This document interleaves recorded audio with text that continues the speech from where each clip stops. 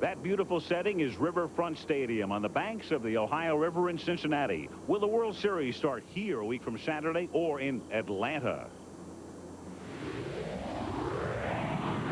There was a celebration here Friday night when the Reds capped a 3-game sweep of the Dodgers in their division series.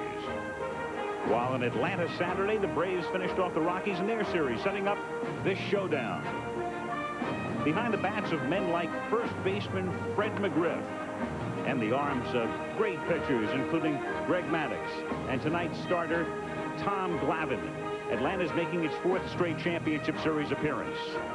The new Red Machine is sparked by all-star shortstop Barry Larkin, who can beat you with his legs or his glove. And the Reds can beat you at the plate with the likes of former Brave Ron Gant. It's Atlanta against Cincinnati as the battle for the pennant starts tonight.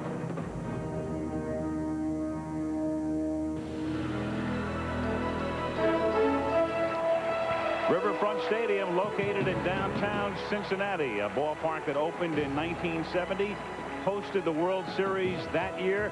Can it happen again? The Braves against the Cincinnati Reds tonight in Game 1 of the best-of-7 National League Championship Series.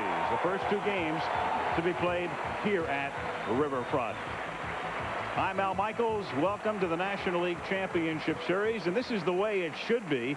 The 2 best teams in the National League fighting for the pennant. The Braves won the East this season, winning 90 games. The Cincinnati Reds staggered out of the gate. They were 1-8 in early April, but wound up winning 85 games in the Central Division title.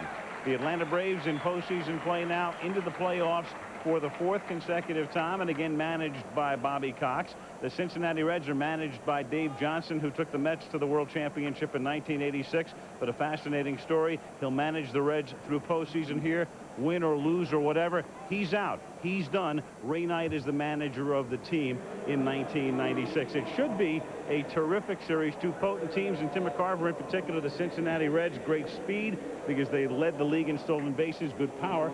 They had the 3rd most home runs in the National League. And Al, no major league team can package 3 guys with speed and power any more than the Cincinnati Reds with Barry Larkin, Ron Gant, and Reggie Sanders. On the other side of the coin, however, while the Atlanta Braves can match the Cincinnati Reds in power, they don't have the overall speed. And the big left-handers, Fred McGriff, David Justice, Ryan Klesko, against left-handers this year didn't fare that well. However, no Cincinnati starter, and they'll start 3 left-handers against them, can come inside with regularity, and I think that's going to make it easier for the big 3 of Atlanta to hit the left-handers. Those left-handers very tough, of course, against the Dodgers, sweeping L.A., but we'll find out about the Reds against the Atlanta Braves. And Jim Palmer, in terms of the Braves, they keep advancing to postseason play, but still no championship. What will it take to get the Braves over the top? Well, they need a closer. Didn't have one in 91, didn't have one in 92, didn't have one in 93, and they did not win a world championship. Here in 95, that's not the story. Mark Wohlers, outstanding at 25 years old. During the course of the season, did 21 consecutive saves. Throws about 100 miles per hour, but showed his inexperience during the division series. Faced 16 batters, 8 of them reached base. Other side of the field for Davey Johnson, Cincinnati Reds, a little different story. 32-year-old Jeff Brantley doesn't throw 100 miles per hour, but I'll tell you what, he'll scratch and claw and he'll get the job done. So in this series, I think the team that closes the deal is going to win it. Good pitching matchup tonight. 2 left-handers going to the mound. We'll see 16-game winner Tom Glavine against 18-game winner.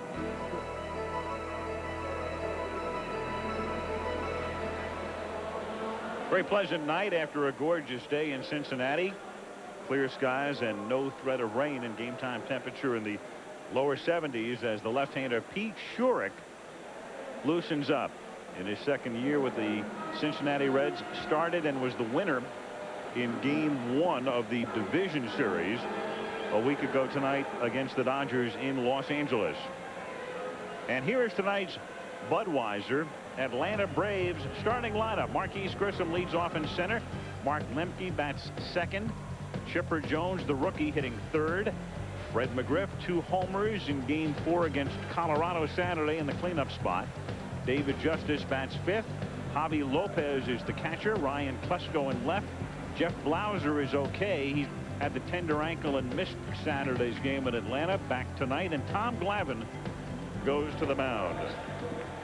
Defensively now, the outfield for the Reds, Ron Gant, the ex-Brave. Jerome Walton gets the start in center, and then Reggie Sanders in right. Mark Lewis at third. Barry Larkin at shortstop. Brett Boone at second, and Hal Morris at first. Benito Santiago is back of the plate. Pete Shurik on the mound. A reborn Pete Shurik. And Tim, you've covered the Mets for years. The Mets gave up on him, and Cincinnati picked him up on waivers in April of '94, and he's been a godsend for them. Released by a team that lost 103 games and needed pitching in the spring of '94, and came over here 18-7 on the year and 13-2 here at Riverfront. And he didn't do it with mirrors, an ERA of 186 here. So not only did he win a lot of games, pitched well. And I'll tell you what, they did not make a lot of changes, Tim. I mean, you saw him didn't throw as hard as he does now. I think Paul Runge is probably pointing to all the empty seats in center field. Well, that's one thing he's pointing to, and the other is that banner. They want that banner removed. It's part of the hitter's backdrop. But the big story right now, as we sit here and look at Riverfront Stadium, is the empty upper deck in the outfield. There must be 15,000 empty seats in a ballpark that holds a little bit more than 50,000 for the League Championship Series. Yeah, no, and everybody now is talking about Red October. There it is. Red ink October right now as Marquise Grissom takes up high, ball one. Oh. Grissom, Lemke, and Chipper Jones in the first inning. You could say maybe it's a late arriving crowd. They'll be here tomorrow for game 2. 1-1 the count on Grissom. Marquise had a terrific division series. He was 11 for 21 and hit 3 home runs against the Rockies. Off speed, 1 ball, 2 strikes. In a 4-game series in postseason history, Marquise Grissom had the most hits of anyone. Babe Ruth in the 28 World Series had 10. Dante Bichette had 10 in that series. And Marquise with 11 hits in the 4 games. 2-2. And a big 5-for-5 night in game 4 on Saturday. Picked up from Montreal when the Expos had their fire sale at the beginning of this season. And down he goes as Shurik throws a fastball by him to strike him out to start the game. Well, you know, a lot of people probably wondering why a guy can be 5-12 3 years ago. Last year come over here, go 7-2, and this year go 18-7. And all he did is change his arm angle and also the quickness of getting his arm up, use his legs, added 4 to 5 miles per hour on his fastball, and it has made him a dominant pitcher in the National League. Now Lemke takes outside, ball 1. Mark Lemke, a veteran of the Braves championship teams, solid and steady and unspectacular. Good second baseman, turns the double play. Hit .253 during the regular year and lines it right into Shurik's glove. 2 down. Nothing to it, huh, Jim? No. This ball in on the trademark. It wasn't hit as hard as you may think. Pete Shurik with great reaction to make the play. But Timmy, how many times do you see pitchers fall off to the right or the left, especially if you're a left-hander, you're going to go towards third base, you don't catch that ball. He was prepared, right? The rookie Chipper Jones goes after the first pitch and hits a soft fly ball to center field. Walton gathers it in, and the 3-up, 3-down inning. After a half, it's the Braves nothing, and the Reds coming up. The Braves went out in order in the top of the first inning, and the Cincinnati Reds will come up to face left-hander Tom Glavine.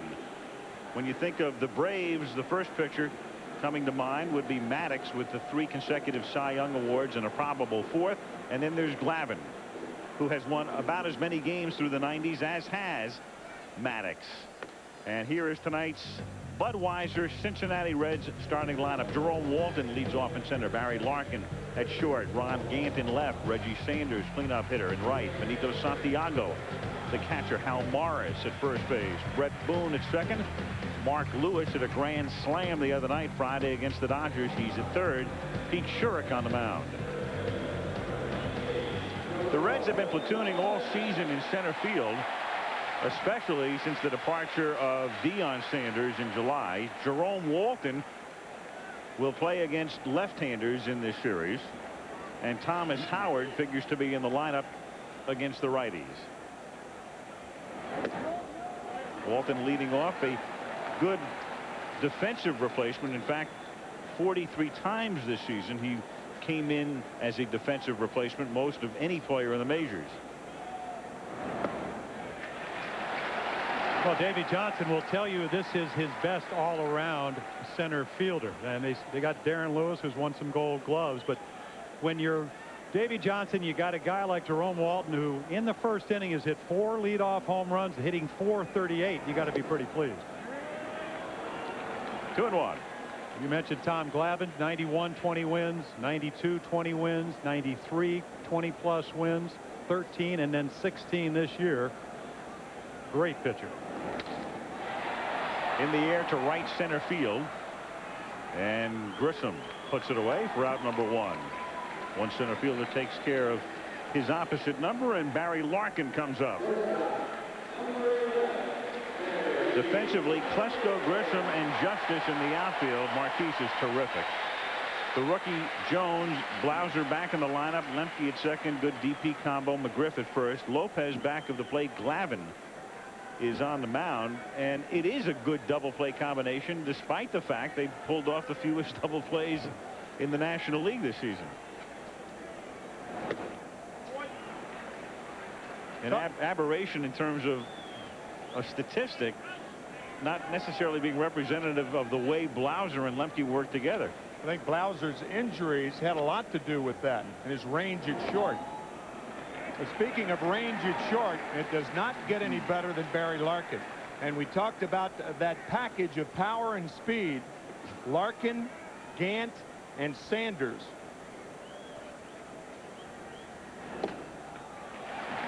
And really, one complements the other. As a matter of fact, the other night, Barry Larkin on. He threatened to steal against Hideo Nomo. The Dodgers pitched out.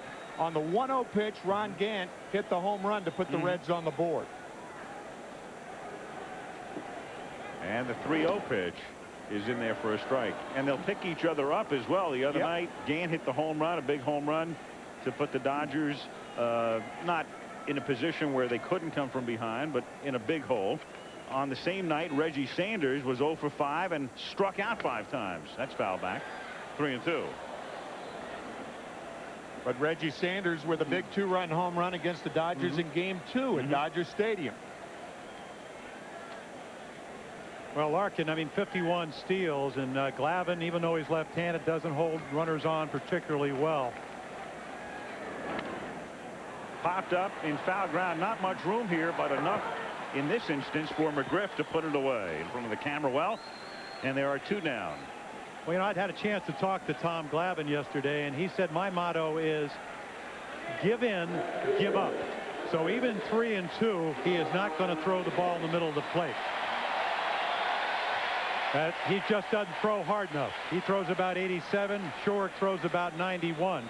So he knows what his limitations are. Now Ron Gant. A particularly sweet series for him if you don't follow the sport that closely.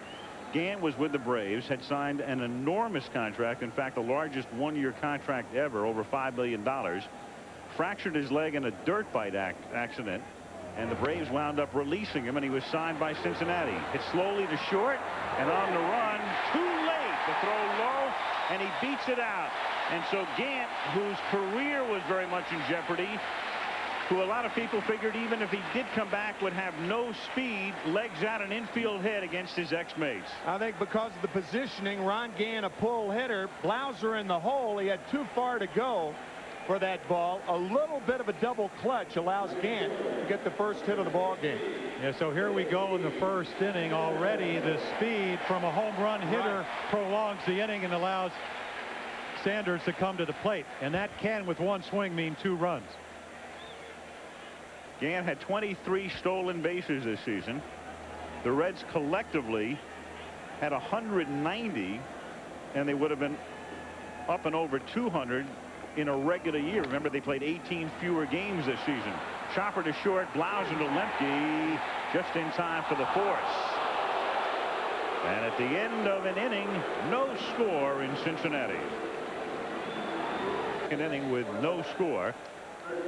Gant reaching on an infield single and almost beating this throw to second. He almost beats the throw to second and almost uproots the bag in the process. Just had him. Really favoring that broken leg, isn't he? He wants to beat the Braves so bad. Very candid about it, too. Yep.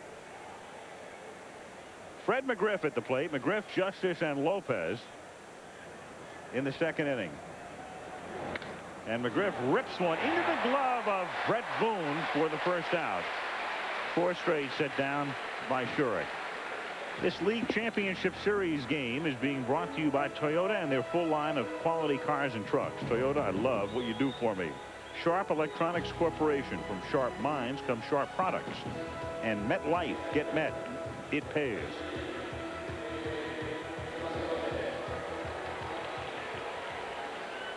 Dave Justice hit .253 during the regular season, and he was 3 for 13 in the division series against the Rockies.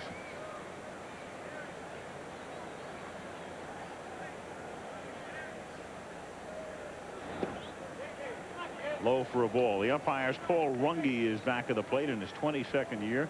Jim Quick at first, Dana DeMuth at second, Jerry Davis third, Randy Marsh down the line in left, and Jerry Crawford on the line in right. 2-0. And there you can get a pretty good idea about what Schurik is all about. We talked at the top of the game that he does not have a pitch that can crowd left-handed hitters. Everything's going to be away for the most part unless it's a mistake. Now see there, 2-0 tried to come in because, again, the scouting report on Dave Justice loves the ball out over the plate. And here he is, 3-0. Yeah, but the thing is, Jim, if the left-handed batters of Atlanta make sure it come in, they're going to get him because he's going away from his strength. Taking all the way, and it's a strike. 3-1.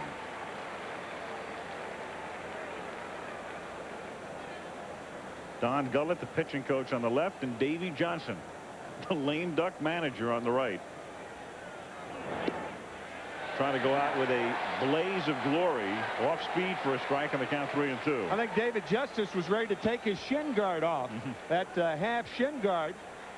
He thought that was ball 4. A breaking ball on a 3-1 count from Schurik. You can see the spin. Justice immediately goes down to take his shin guard off. And don't think that everybody on the Braves bench wasn't paying attention. If you throw a 3-1 curveball, it means you'll throw it any time. I mean, Justice has no idea what's coming here. And a breaking pitch is fouled off. Bobby Cox was the Braves manager in the early 80s, and then he went to Toronto and then came back as the GM and then back into uniform. Talking to him before the game tonight. How much longer? He says at least 4 more years. He likes the kids that are coming up through the system. 1 more term, 4 more years. Little chopper to the right side, charged by Boone. 2 down. I think Bobby Cox likes a lot of things about Atlanta. That 5-man rotation he throws out there, the fact that they'll go out and spend a lot of money. What's not to like? And not only the younger players in the minor league system, what about the ones that are up here? Javier Lopez, Chipper Jones could be the rookie of the year. Ryan Klesko, 300 hitter with 23 home runs this year.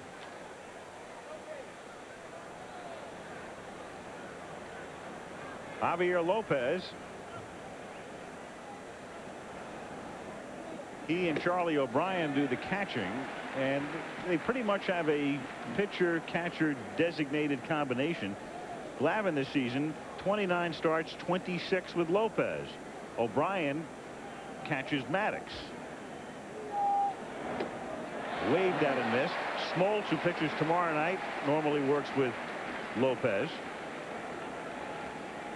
And Merker, who doesn't figure to get a start, works with Lopez, with Avery working with O'Brien. But they're going to, in all likelihood, just go with a 3-man rotation in this series, and if they get to the World Series as well. Think about it. We have 2 teams who are similar in the way they play their catchers. The Cincinnati Reds the same way with Santiago and Eddie Taubensee. And that used to be a position where continuity was looked at. Catcher would catch 130, 40 games a year, but that's changing in baseball. Wouldn't you know that, huh? Of all people. He reaches out. A liner is speared by Boone. So Boone in the inning, 2 putouts and an assist. Great play by the son of the Kansas City manager and longtime former catcher. No score in the middle of the second. Back in Cincinnati, Al Michaels with Jim Palmer and Tim McCarver. Game 1 of the National League Championship Series, best of 7. First 2 games here. Pete Shurik has set down the first 6. Games 3, 4, and if necessary 5 over the weekend in Atlanta. And then a 6th game if necessary back here a week from tonight. And a 7th and deciding game would be played here a week from tomorrow night. Got a chance to look at Pete Shurik on the bench. Now you see why they call him Cosmo Kramer after the Seinfeld character. With that haystack haircut.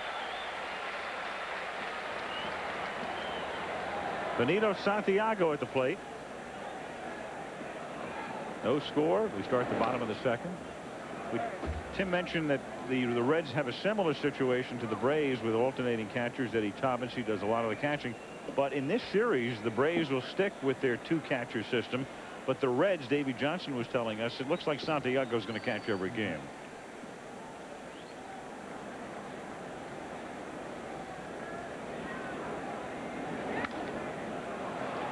Shallow center field. And playing deep and too deep was Marquise Grissom, and it drops in for a base hit.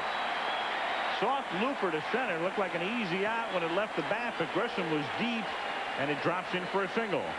And Marquise Grissom usually playing about as shallow a center field as any center fielder in the major leagues. That is a rare hit to fall in front of Marquise Grissom. Yeah, Timmy, it appeared that he didn't get a good jump, maybe fooled by the ball off the end of the bat or the big swing, and then again on turf. Versus the difference between turf and grass is if you come in too quickly and take a chance, it's a double. Now Hal Morris goes after the first pitch and hits it out of play. 0-1.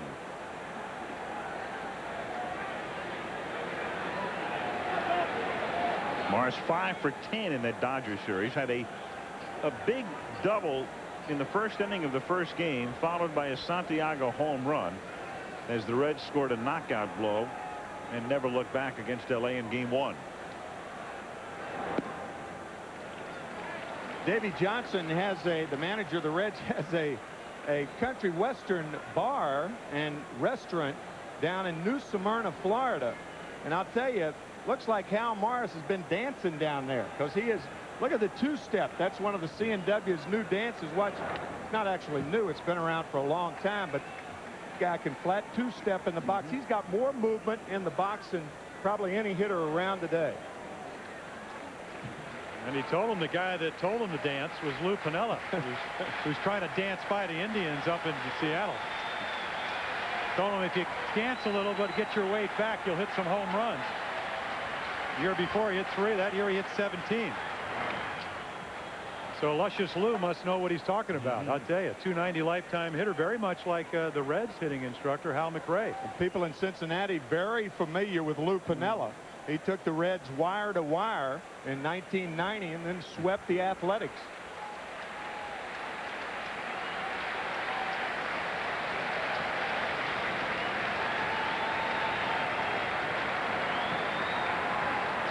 It sets up a fascinating Quinella too, because with Piniella winning the championship here and then summarily booted out in effect, and Davey Johnson is gone. Ray Knight, they could win 2 world titles in a span of 5 years with both managers dumped.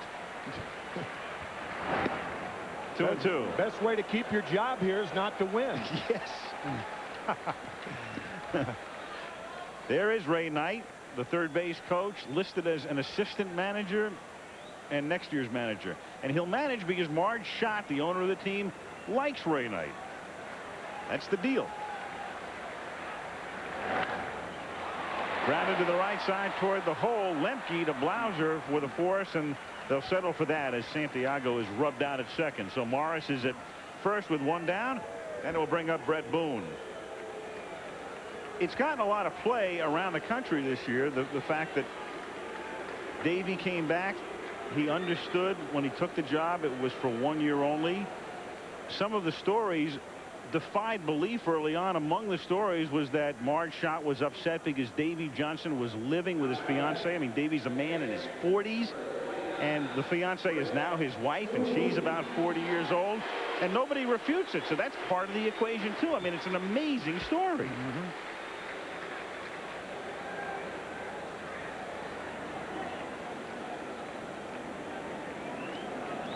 Boone at the plate. 1 out, runner at first. It's not the only reason. I would hope it's not the only reason. I think it is, though. Well, I mean, it's not because Davey can't manage, and Ray Knight can, because he's never managed. That's a strike, and the count 0-1. Well, as a matter of fact, if Jim Bowden wasn't the general manager, Davey would have been fired a long time ago. Right. Jim Bowden hired Davey Johnson, not Marge Schott. And when Marge Schott was suspended, he got to have Davey come in, and bottom line, he's done a terrific job. There is Jim Bowden, the very young general manager of the Reds. 0-2 the count. Well, the thing about Brett Boone is everybody knows, and we saw him on Friday night, he had a home run center field, is that he loves the ball out over the plate. You can see Glavine just running it in, and he won't be anywhere in the middle of the plate. 0-2. That's fouled back. Well, I'll tell you one thing. If that is the only reason that Davey Johnson's out, I mean, who will succeed Ray Knight? Oral Roberts? Billy Graham? I mean, there's not a very long list in contemporary America. Jim Baker, maybe. Oh, yeah, right. How about Tammy Faye? Fouled away again, 0-2. As a matter of fact, you know, even though apparently they contractually Ray Knight's going to be the next manager, when Sparky Anderson, the word was out he was going to be out of Detroit, somebody asked Ray Knight, what do you think about that? And he said, well, listen, I mean, Marge likes Sparky. She'd like Casey if he was still alive. She likes a lot of people. Doesn't mean they're going to manage here. Comebacker. Glavine goes to Blauser 1. Back to first. Double play. Boone hits into a double play. And we play 2 at Riverfront. Atlanta nothing. Cincinnati nothing. As we go to the top of the 3rd inning at Riverfront Stadium Thursday night. Here's Ryan Klesko to start the 3rd inning. Bottom of the order with Klesko, Blauser, and Glavine. No score.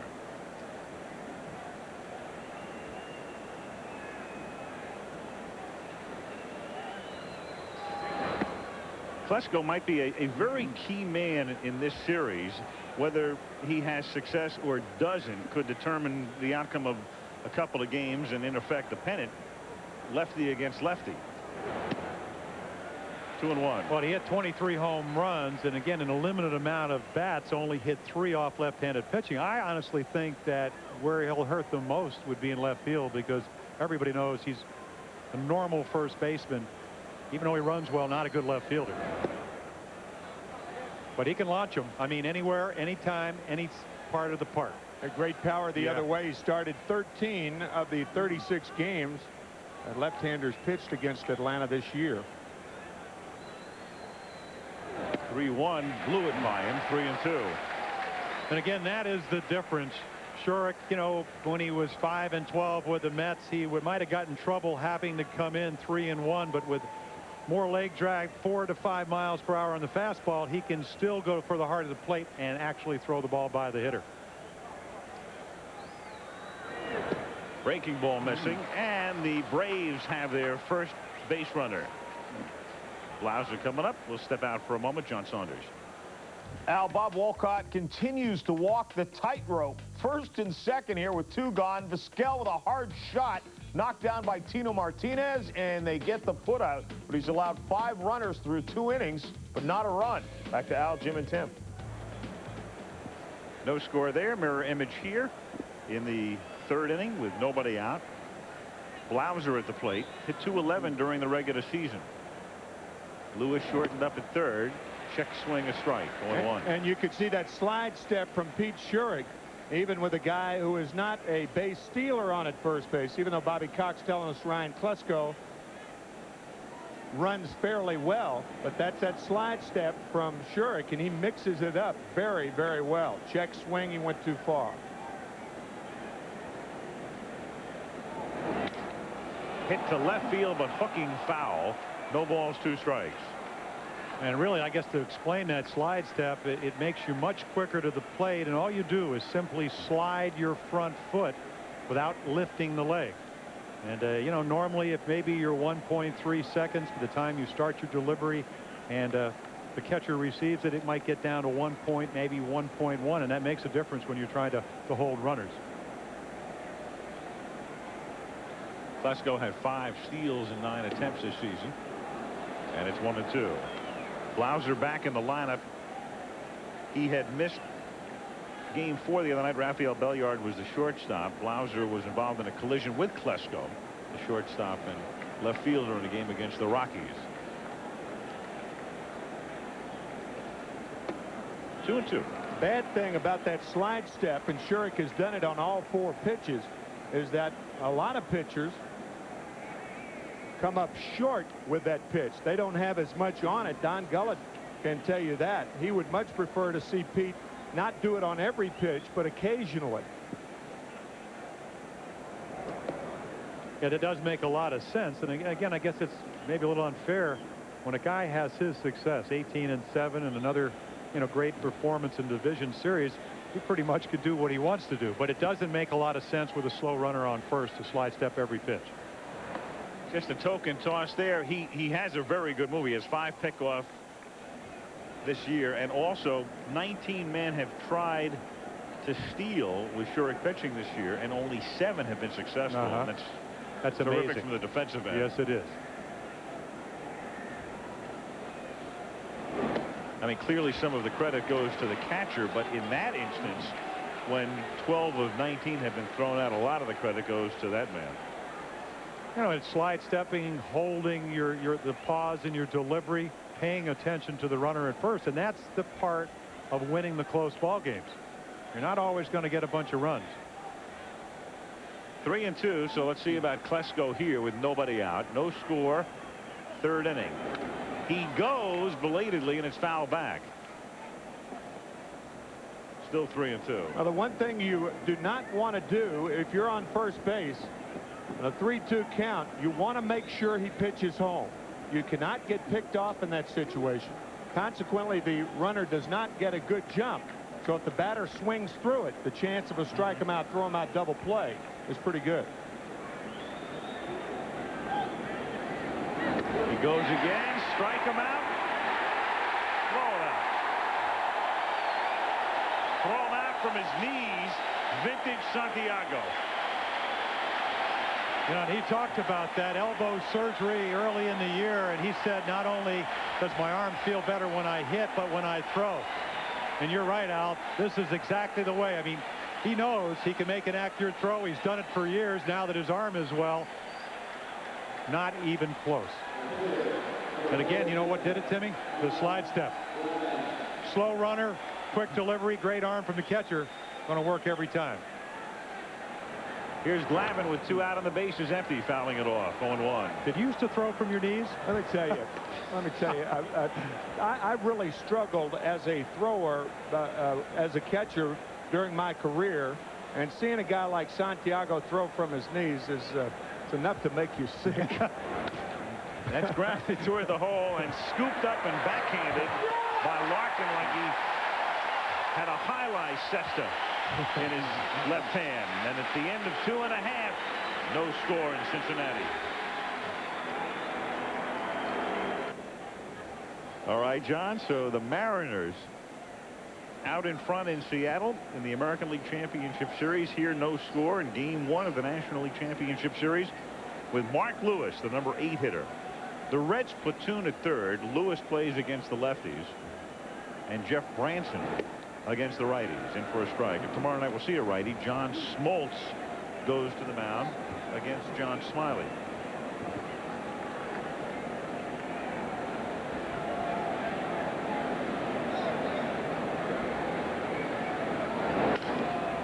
Broken bat, little grounder to wide of third. Jones throws him out.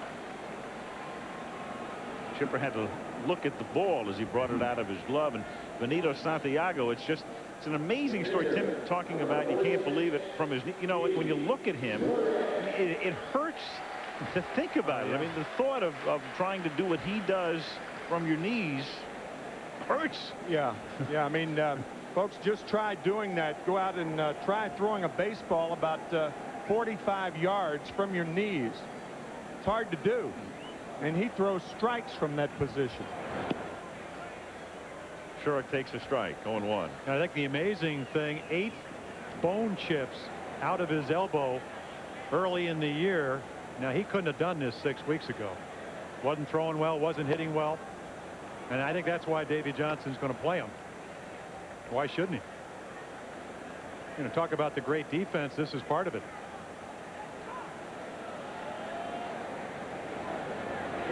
One and one, and that's in there for a strike. 1 ball, 2 strikes on Shurik. A good hitting pitcher. Pete hit .220 during the regular season.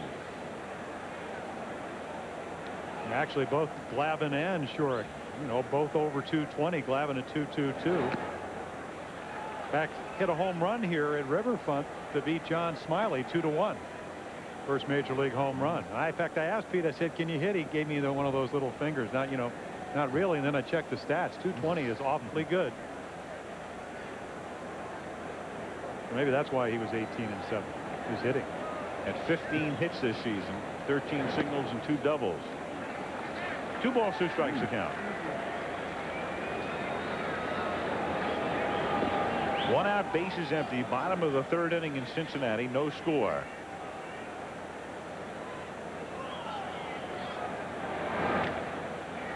And we mentioned it at the very top. One of the big stories here tonight is the fact there are, I would guess, 15,000 empty seats.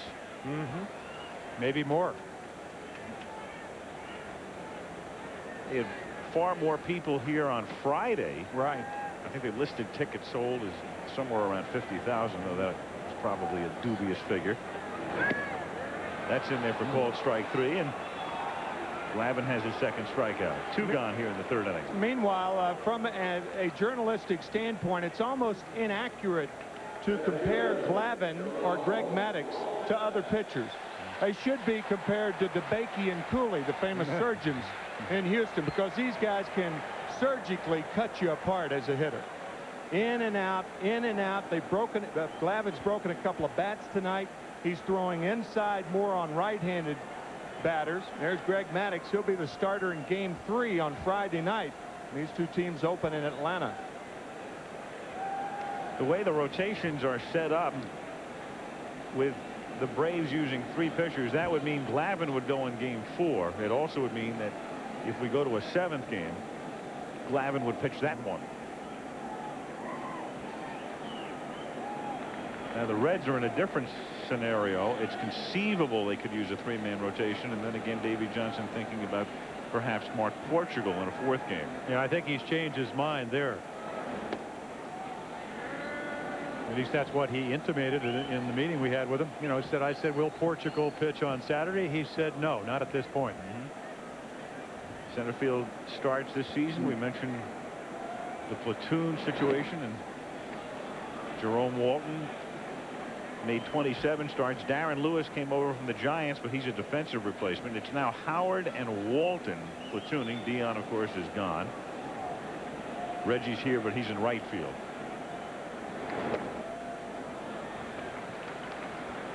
The adage in baseball for years has been strength up the middle, and with 6 center fielders and 2 catchers, the strength of the Reds really around second base with Boone and Larkin.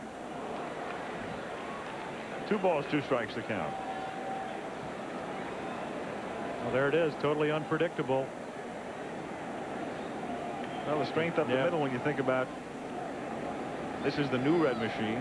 The old Red machine, Bench, Morgan, Concepcion, Geronimo. That wasn't too bad up the middle. Right. But you know what's amazing is that if you have the tradition you have here in Cincinnati, you go to any other ballpark in the majors, you see numbers that have been retired, you see banners. You know, very starkness here at Riverfront.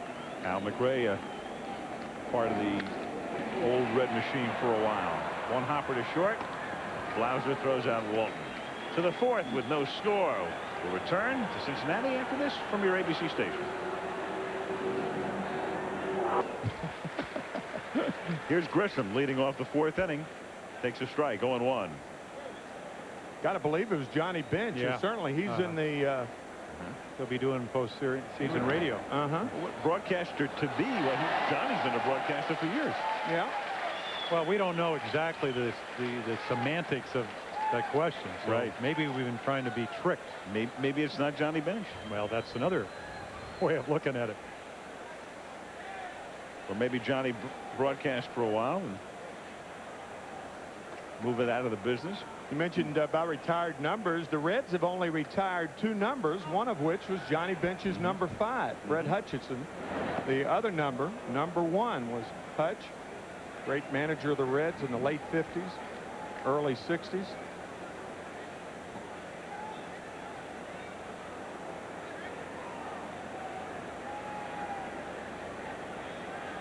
One ball, 2 strikes. Grissom leading off in the fourth inning with no score. 2 hits in the game. They both belong to the Reds. 1-2.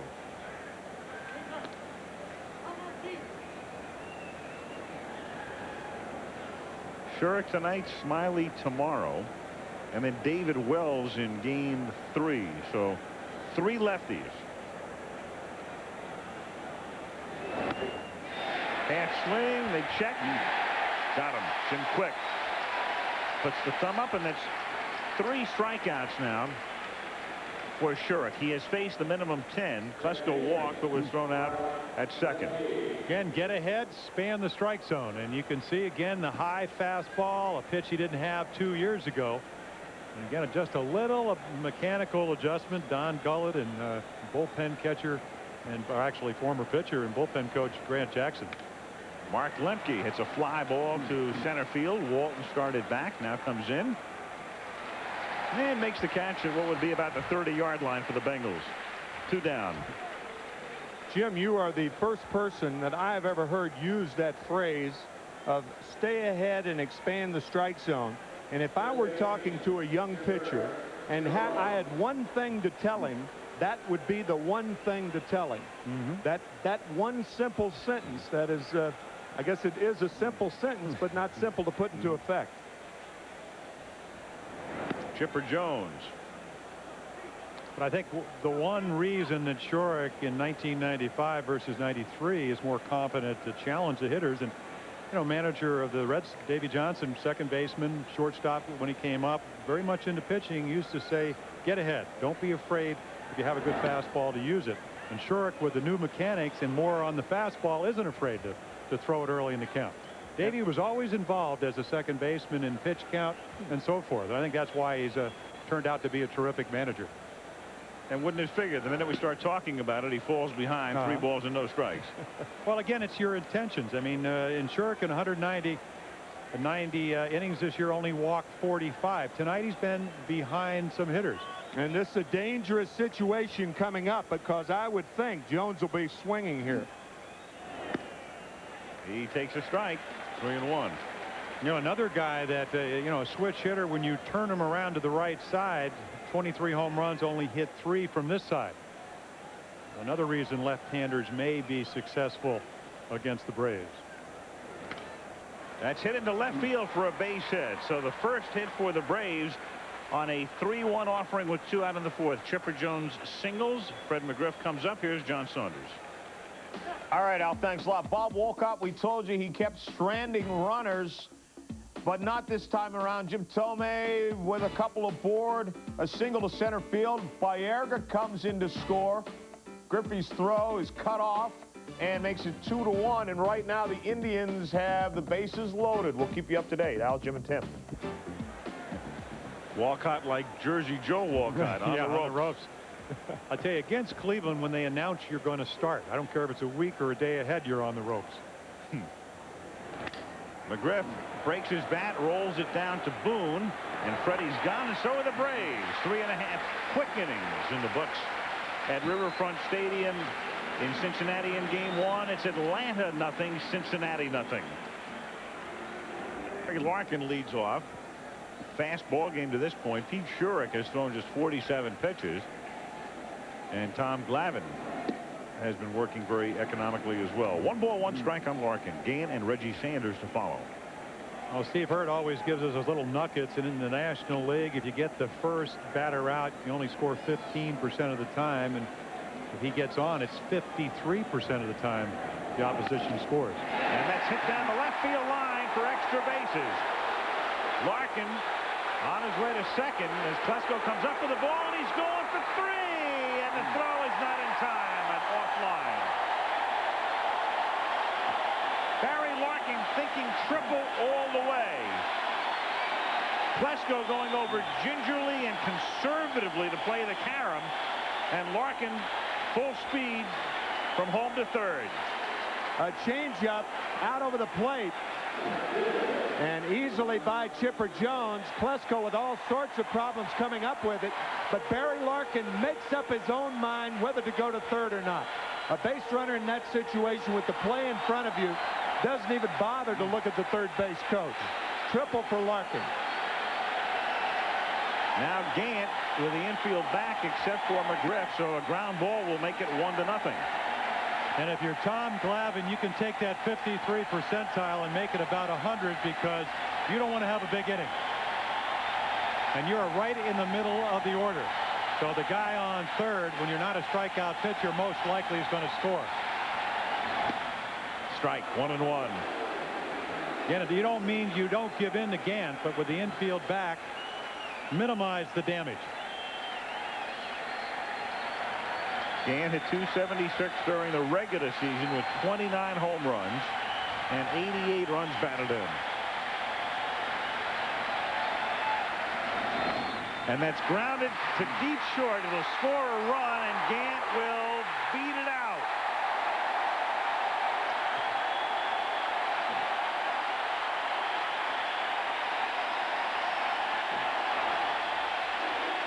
One to nothing, Cincinnati.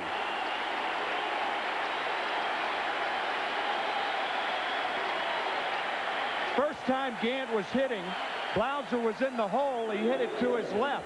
The next time up, Blauser was towards second. He hit it to his right. 2 infield hits for Gant. The Reds take the lead. Now to the chant of Reggie, Reggie. It's Sanders who grounded out in the first inning.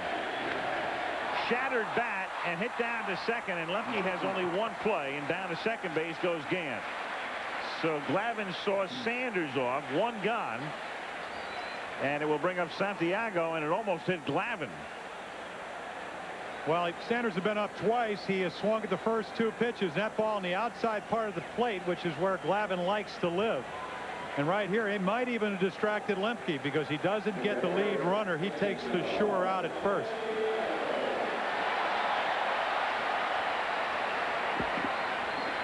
Now Santiago singled in the second inning. 1 of 4 hits yielded thus far by Glavine. 1-0 Reds. 1 out in the 4th inning. Ronnie Gant at second with Lemke cheating over toward the bag. Outside, ball 1. See, you can't hold Gant on at second base too closely. And keep in mind, Santiago loves to shoot the ball on the ground the other way, and Glavine's pitching outside. It's a very difficult play for a second baseman right here. You've got to get back to your position very quickly. And if you don't hold Gant on, or at least make him think that you're worrying about him, then he steals third with 1 out. Because you can get a much, much bigger lead. And again, it even presents a problem for Chipper Jones. Yep. Because he's got to play, well, he's not playing that shallow, but he's got to be cognizant of the fact that if Gant goes, there may be a play at third. Yep. So here again, we get into the speed factor. And this is what they're going to try to do, set a tone when you talk about the Reds early in this championship series.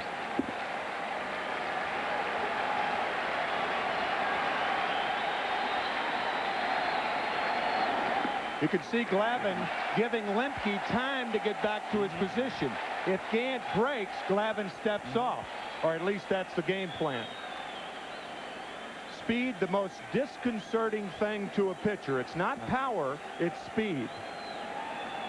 And the Reds have the most in the National League. 2 balls, no strikes. Ball 3. And if you're a control pitcher like Tom Glavine and you and it's hard not to, let Gant bother you, it affects. Not based on balls, even though he has fallen behind in this instance 3-0. It's where you put the ball. And for Glavine, who's not overpowering, could be the death knell. First base open and the left-hand batting Morris on deck.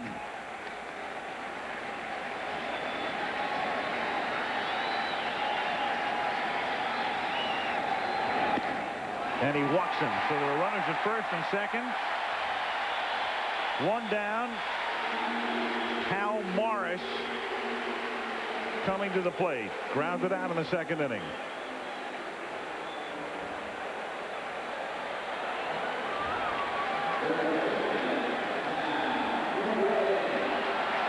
And I'll tell you what, with a contact hitter at the plate like Hal Morris, if you're Davey Johnson of the Reds, you've got a lot of options. Try to hit and run, move the runners, maybe get the Braves infield moving. That is, if you know your guy can make contact, but he may not hit left-handers well. Now it's Blauser's turn to hold him on, and if he is too close to second base, Morris can shoot the ball through on the left side. He hits the ball very effectively to left field.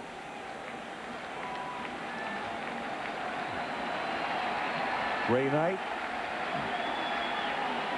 shouting out instructions to Gann as it's fouled back in the count 0-1. Now, you're right about that. 100 base hits, 34 to left and 37 to right field.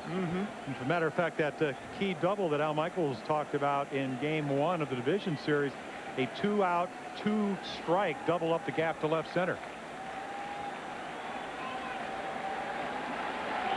Davey Johnson, a gambling manager. He will send the runners in this situation. Gant at second and Santiago at first. 0-1, foul back. Quickly Glavine ahead, 0-2.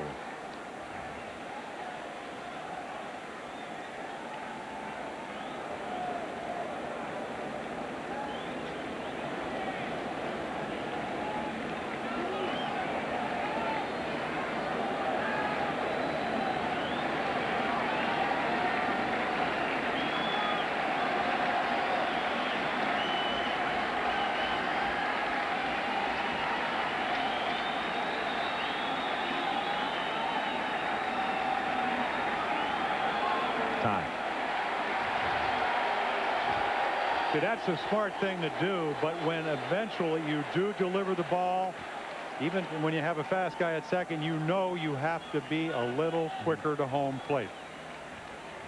And that's where it hurts your control.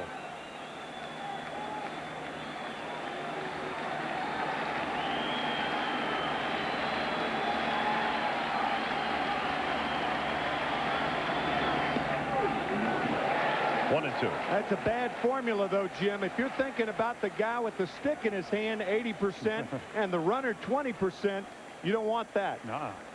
But that's what speed does. Yep. And Davey Johnson or any manager that has it, I mean, you got one of the best left-handers in the last 5 years, maybe the best left-hander in the National League. Why not trying to get him a little bit ruffled? 1-2. Boone on deck. 1 out and 2 on. Gant's trying to time Glavine going home. Glavine's too smart so far. Glavine is also the coolest guy in the joint right now, or at least he looks like it. Well, you never want to show and wear your emotions on your sleeve if you're a pitcher. And he's certainly not doing that.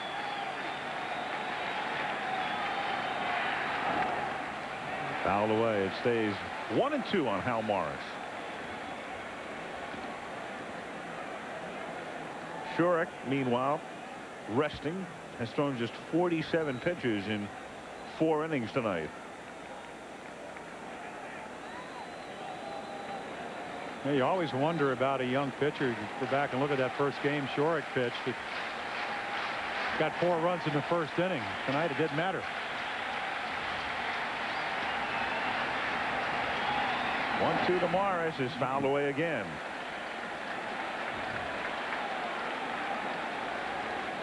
Brett Boone next. So far, Glavine has pitched according to the outfield defense. The defense is shaded way around toward left field. Marquise Grissom in left center field, and Morris has received nothing inside. Everything's been away. And every foul ball Morris has hit has been to the left side.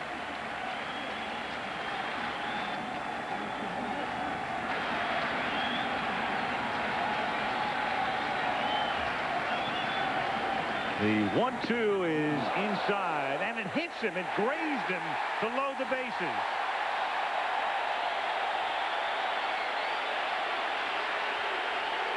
So he goes away, away, away, and then Morris leans in, and Glavine comes inside and grazes him. Yeah, I think this is a purpose pitch. Come way inside, and I don't think the ball hit him. But anyway, come way inside, and then 2-2, get him out away. Well, but to watch him dive in, again, that dancing feet. I think what it did, it probably nicked Hal Morris on the right thigh, because nobody can react that quickly to tell an umpire that it hit him. And the Braves don't argue.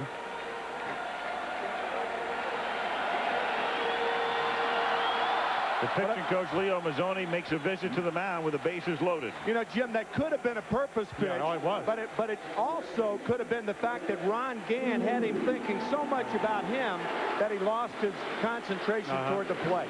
Maybe. Possibility, right? They're loaded up. The infield is at double play depth. Boone hit into a double play in the second inning, and he hits a ground ball to the shortstop Blauser, and he hits into another double play. 28 on the year.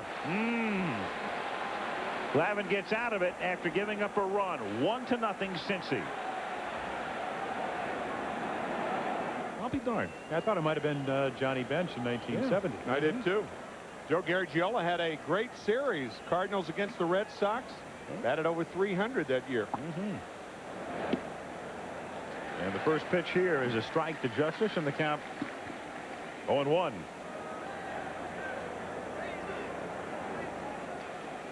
Joe was 20 in 1946. Probably smack us around for giving away his age, huh? Well, that's Joe, we're not giving the age away. We're going to let people figure it out. You know, we're just giving them a hint. It's one of the problems of being the Diamond Dust answer. Right? 1-1.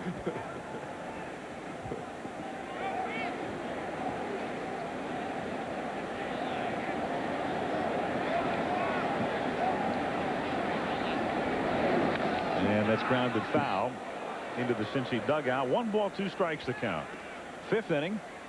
Reds on top 1-0. The Reds last won the World Championship in 1990 when they won the pennant and swept the Oakland A's in the World Series. The Braves have never won a world title in Atlanta. They moved to Atlanta from Milwaukee in 1966. Justice takes outside. 2-2. It's amazing when you think about the city of Atlanta.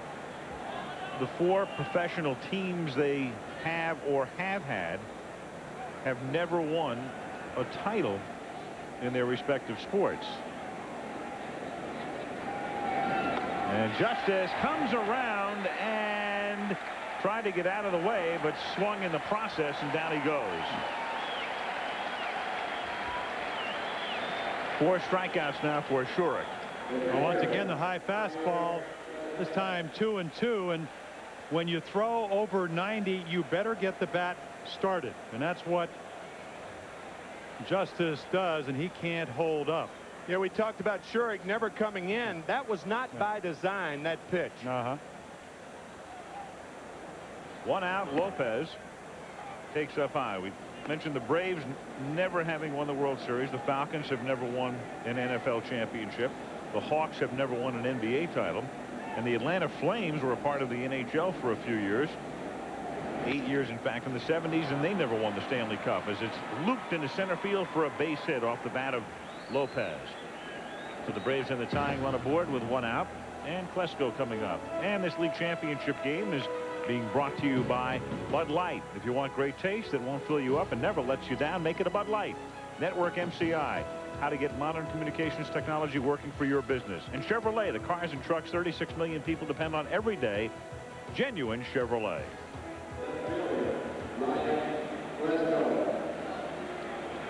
Ryan Klesko walked in the third inning.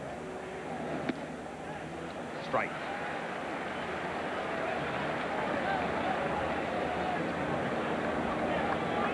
Klesko 7 for 15 in the division series with the Rockies.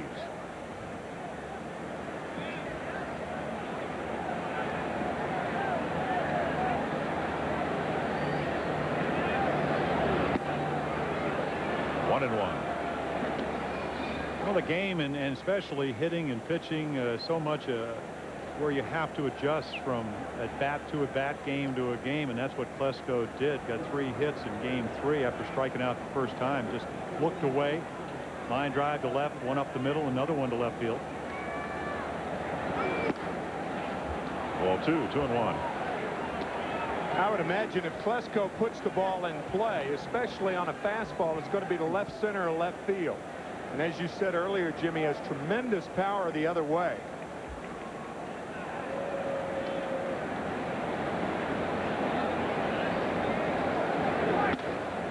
3-1. Catcher should have a yellow light flashing in his catcher's mitt in a situation like this. This is a dangerous situation. Caution. Fastball away. Flashing yellow light. Runner stays. The pitch swung on and missed. 3-2. Well, once again, the confidence to throw a 3-1 fastball to a fastball hitter and having the stuff. I mean, just a little adjustment in your mechanics, and what a world of difference. Hey, what you throw 85, 86, you better make perfect pitches, but over 90, you can get away with good natural stuff. 3-2 the count. And down he goes swinging. So Sherrick falls behind, then comes back to get him. 5 strikeouts for the Cincinnati lefty. 2 gone. And this is what the Atlanta Braves are going to rely on. Power hitters and hitters counts hitting home runs. Not a lot of speed. Second in home runs, and he throws it right by him. You can see the disappointment and frustration sitting next to Clarence Jones, the batting instructor. Doesn't miss too many of those high fastballs. 2 out. Blauser, the number 8 hitter, takes inside. Ball 1. Reds 1, Braves nothing. 5th inning. First game of the league championship series. The World Series will open a week from Saturday, either here or in Atlanta, opening in the National League Park. That's grounded to third, knocked down, picked up by Lewis, goes the short way, gets him. 5-4 on the force, and at the end of 4.5, it remains Reds 1, Braves nothing. Cincinnati leading 1-0 as we go to the bottom of the 5th inning. Tom Glavine has had enormous success at Riverfront. We detailed that earlier. The National League record for the best record at a stadium. Lefty Liefeld, I guess is how he pronounced it, pitched with the Pirates and the Cubs back around the turn of the century at South End Grounds, the home of the Boston Braves in those years. He was 14-1. And Glavine 13-1. There it is. Glavine 13-1 here. And South End Grounds was the scene of that was a big yard. Jack Feaster's 12-1 record. That was a big yard.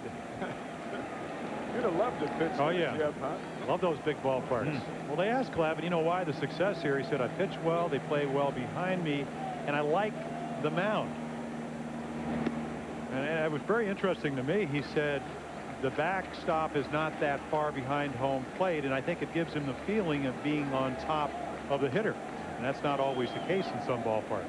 2-1 on the number 8 hitter, Mark Lewis, who reaches out, hits it into right center field, dropping in for a base hit. Leadoff single. It is the 3rd time the Reds have gotten the leadoff man aboard, and Pete Sherrick comes up. Saturday, the Jeff Foxworthy show, maybe this time. Picture perfect Saturday night at the movies right here on ABC.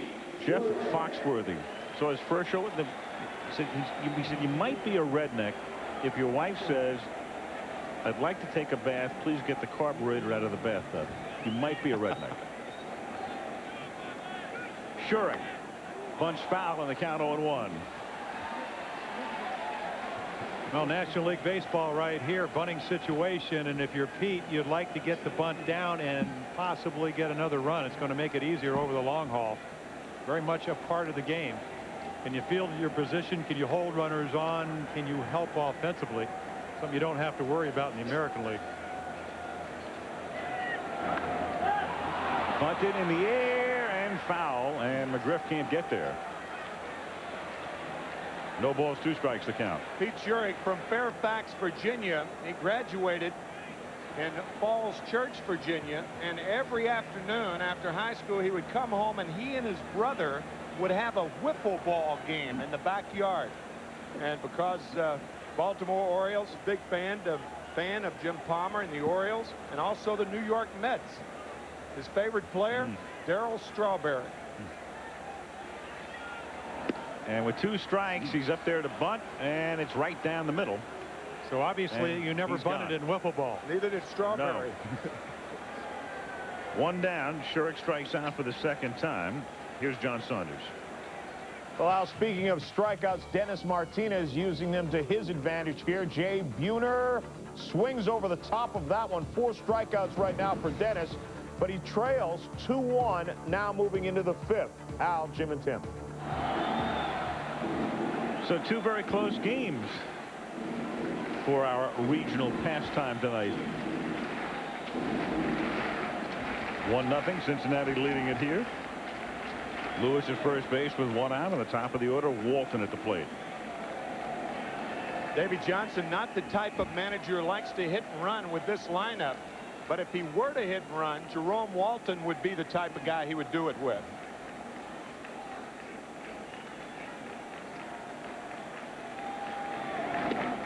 Strike. 0-1. Cincinnati Reds only the 2nd team in this century to go into postseason play after losing their first 6 games of the year. Matter of fact, they lost their first 8 out of 9 games. And Jerome Walton, in a game that the New York Mets were leading 11-4 on May the 6th, Jerome Walton with a game-winning home run in the 9th inning, and then he hit a leadoff home run the next day, and the Reds took off. 1-1. Think about that. He ended the game on Saturday evening, late afternoon, with a 2-run homer, and then led off the Sunday afternoon game with a home run. Like night and day. You are the one. Enough of that. Got that right. It's funny, Timmy, you mentioned that game. There very often people say, well, what was the turning point for you? And teams very often point to mid-season games or games with a month to go. But very often when you get off to that kind of a start, that key game for you can come in April or May. Absolutely, as it did for the Reds.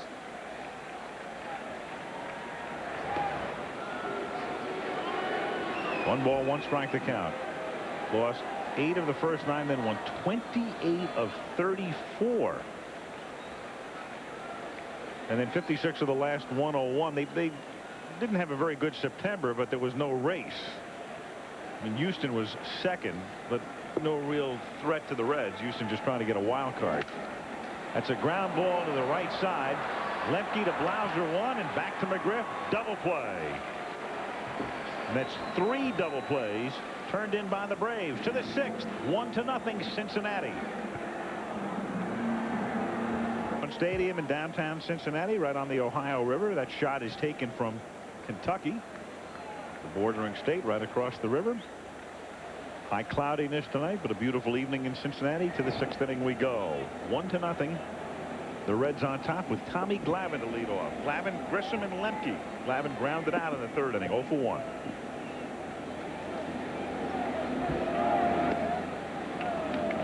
I tell you what, sir, Sandy Koufax said, I'll tell you what, when you get the pitcher coming up 9th, you want to get him out, get the number 1 and 2 hitters, so that number 3 hitter, who's usually your highest average hitter, will come up trying to hit home runs instead of doing what he does best. And as I say that, he falls behind Glavine 3-0.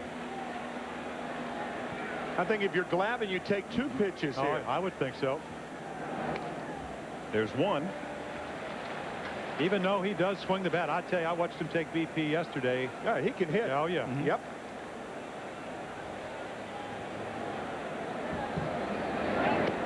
There's 2. See, I don't like that, though, because when you change your batting stance and fake a bunt, you take the strike zone perspective away from the umpire. You could drive the little Earl Weaver nuts. And ball 4. But by taking the second strike, the 3-1 strike, that gave Shurik a chance to walk him. And that's why in that situation, you don't take 1 if you're a pitcher, but you take 2.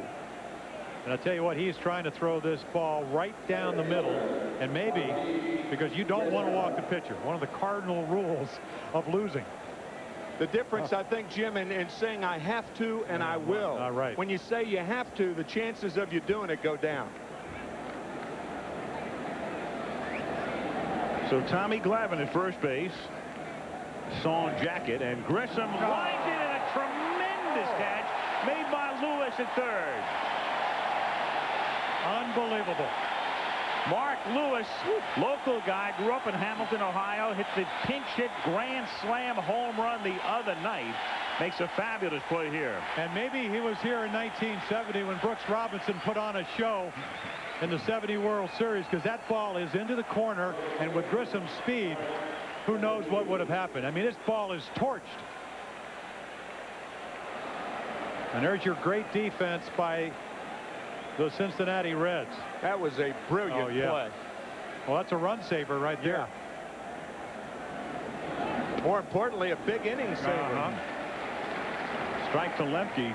That great defense behind Shurik. And you can put an exclamation point next to it when you look at the Braves have hit into 4 lineouts tonight. Boone made a terrific play before. Lewis makes one here. And there's a fly ball lifted to left field, and Ronnie Gant will take care of it for out number 2. 2 down, and they will bring up Chipper Jones. Braves made only 79 errors all year. The team with the second fewest errors, the Philadelphia Phillies, they made 18 more as a team. So the Reds far and away the best defensive team in the National League. Now Chipper Jones.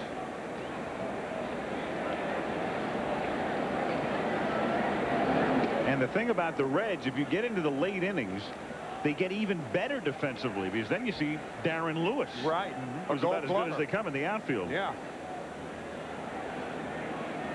I think if you do see that switch, you'd see Walton move to left and Lewis go in at center.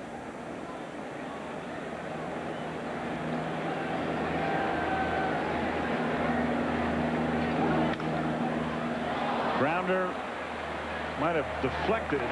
Shurik bare hand, and down to Boone over to first for the out. 1-4-3. Down go the Braves. They squander the leadoff walk to Glavine in the 6th inning. And at the end of 5 1/2, it remains the Reds 1 and the Braves nothing. Cincinnati leading 1-0. Bottom of the 6th inning. Before a spirited crowd, but a crowd that will number in the 30s.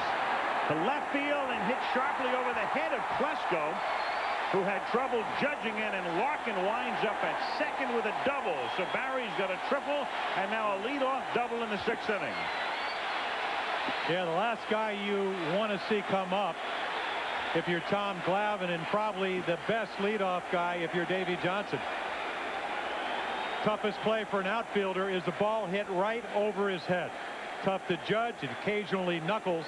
And we told you Klesko, not the greatest of outfielders, but he would have had to beat a gazelle to catch that one. Yeah, Jim, the last guy you want to see up is Ron Gant. The last guy you want to see on is Barry Larkin.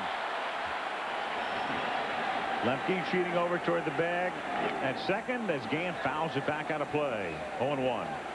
This is not a good time to run, because with nobody out, you give Gant a chance to move you to third for the first out of the inning. With one out, if Gant doesn't advance Larkin, then that's the time to run. So I don't think Barry will run until and if there is one out. So what do you think Gant's approach at the plate will be? I mean, it looked like he tried to go to the right side, even though he's a home run hitter and a pull hitter. I think Glavine made him do that. I don't think Ron Gant has any intention to go the other way. We'll see.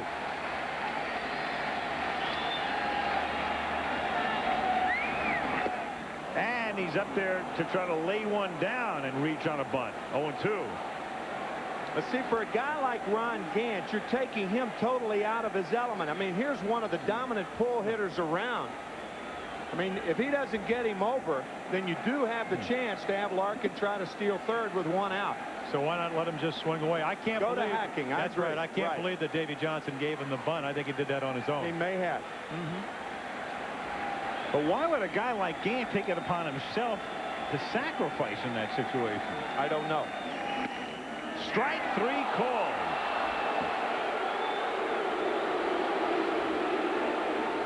So Glavine runs one in on him. They can't get Larkin over, and Gant gone on strikes. We told you about Glavine away, occasionally coming in, and that's when he does. And Paul Runge will ring up Ron Gant. See for yourself. That ball right on the corner. Right there. Yep. Now Larkin becomes more dangerous as a runner. Reggie Sanders at the plate. Reggie in postseason is now 2 for 15. He's 0 for 2 tonight. They have been very anxious tonight. 2 pitches, 2 swings. 1-0.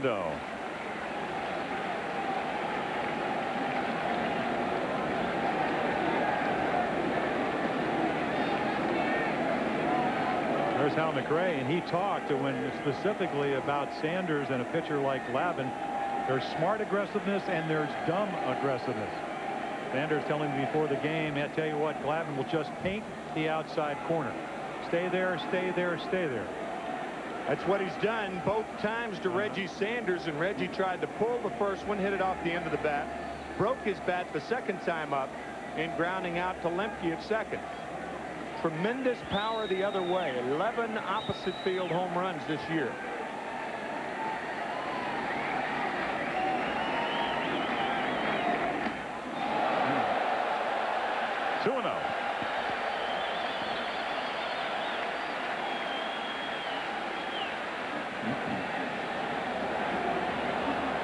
Cross him up here, Jim, possibly? I really don't know. You know, it might have been just a ball on a cool, maybe being a little bit slick. And with Sanders, with all the home runs, 28 home runs and 99 RBIs or 98 RBIs, with a 1-run lead, this in the 6th inning is the time where you make your pitch to Sanders, or again, you don't give in. Santiago on deck, a double play manner, and Glavine with already 3 tonight, 26 on the season. So make your pitch, even if it means walking them.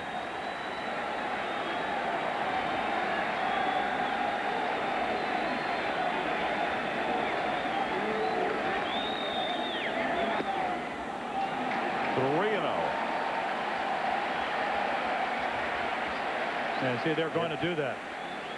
Reggie Sanders will get the intentional walk here after Glavine goes 3-0, and runners will be at first and second, and Benito Santiago, who has singled and walked, will come up. In my mind, this is not a clear-cut intentional walk situation. You're putting 2 guys who can flat run on base. If they work a double steal now, you've got Santiago the batter. I guess Bobby Cox is thinking, well, you've got Hal Morris up there. If they do happen to steal second and third, then maybe you walk Santiago to get to Morris. And I think this is respect for Pete Shorrock, because at this point, again, the 6th inning, it's rather obvious he's not going to give up a lot of runs. I mean, you never really know, but you do risk the chance of a pretty big inning here in the 6th. That's exactly right. The Reds have hit into 3 double plays in the first 5 innings. Glavine tries to extract the 4th here, and it's fouled back 0-1. Timmy, you know better than or as well as I, this is not a situation if you're the catcher, you know you got a fast guy on second that you're going to throw to second base because the guy on first, Sanders, with 36 steals, can fly too.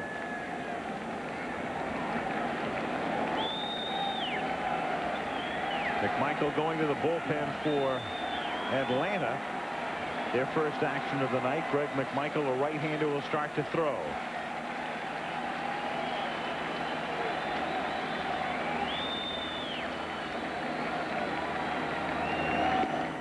Off the plate, 1-1.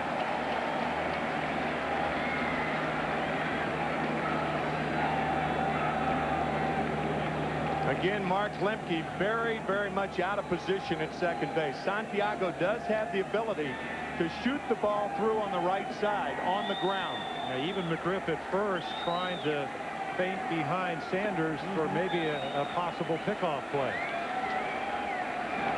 And that's grounded to third. Jones to Lemke, 1, and that's 4 double plays in 6 innings. Pulled off by the Braves, and that has kept them in the game. Since he leads 1-0, back we come to Cincinnati after this from your ABC station. Harrisonburg, Stanton, Waynesboro.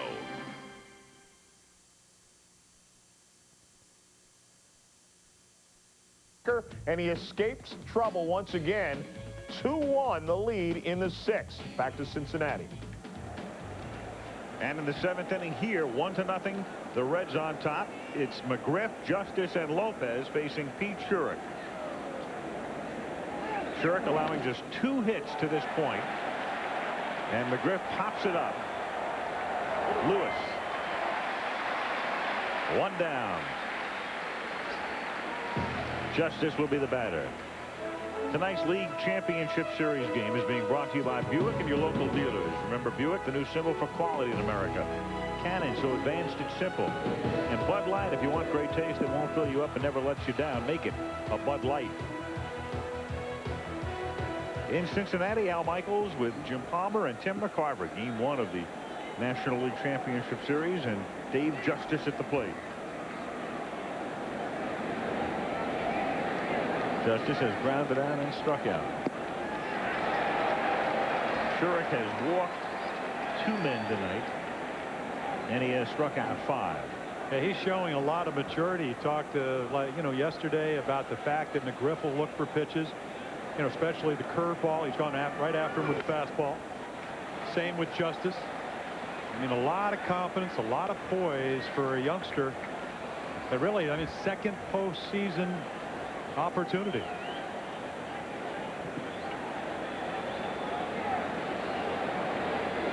Shurik, 26 years old. That's grounded into center field for a base hit. So Justice gets on top of it and hits it up the middle for a base hit. 3rd hit, all singles for the Braves. Yeah, not where you'd like a 2-strike curveball. Stayed right up in the zone, and Justin, on turf you don't have to hit it hard, just find a hole. There it is. You can see the spin and belt high. That's usually like where the hitters love them. Nobody plays up the middle on the turf very often. Now Javi Lopez lined out and singled. He's 5 for 11 in postseason play, and it's a high fly ball to right center field. Walton, 2 down. Another hanger. Big high curveball, and sometimes you get away with it because the hitter anticipates the ball breaking. That one didn't. Really seeing 2 pitchers with different types of success. Tommy Glavine with 4 double play grounders tonight. Pete Shurik has only retired 4 men on the ground. Shurik about twice as many air outs as ground outs. He's a fly ball pitcher. Glavine a ground ball pitcher. Klesko has walked and struck out. 1-0. 1-0 Cincinnati. The run in the 4th inning on a triple by Larkin, a hustle triple, and Ron Gant with an infield single to score him.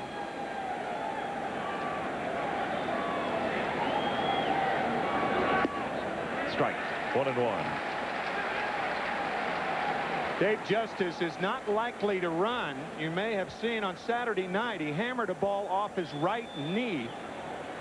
He has a small brace on that right knee. He also had it drain about 2 vials of blood out of it. I've heard it is nasty, so he's not likely to run at first base. 2-1. And if that's the case, again, I mean, Shurik has slide stepped on every pitch. Yeah. Without any speed at first, you'd think you would worry with 2 outs more about the hitter, especially when Klesko with 1 swing can put him ahead. Why even have Morris hold him on? Right. Good point. Fouled away. 2-2.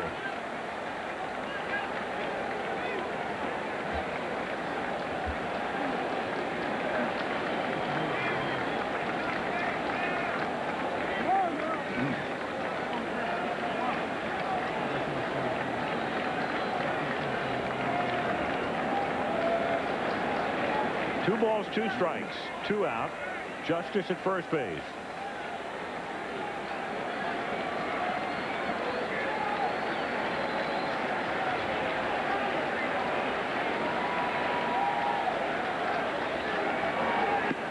Called strike 3.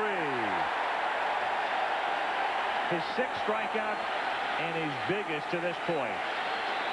1-0 Reds. Well, it's a new concept. Cincinnati leading 1-0. The division series followed by the league championship series. And a great changeup right on the outside corner. The circle change that he throws. 3 fingers and then the circle. With the thumb and the index finger, just like that. Except you do it left hand. These 2 teams have been around a long time, but it's interesting that this year the numbers 1 and 2 teams in the league wind up meeting. 90 wins and 85 wins. First time they've ever met in postseason play, because both were in the Western Division of the National League for so many years. Well, distinctly different styles. Both, obviously, we were seeing great pitching tonight. The Reds with more speed and bunch of power. And the Braves hitting a lot of home runs. And tonight, the difference, the speed of Barry Larkin.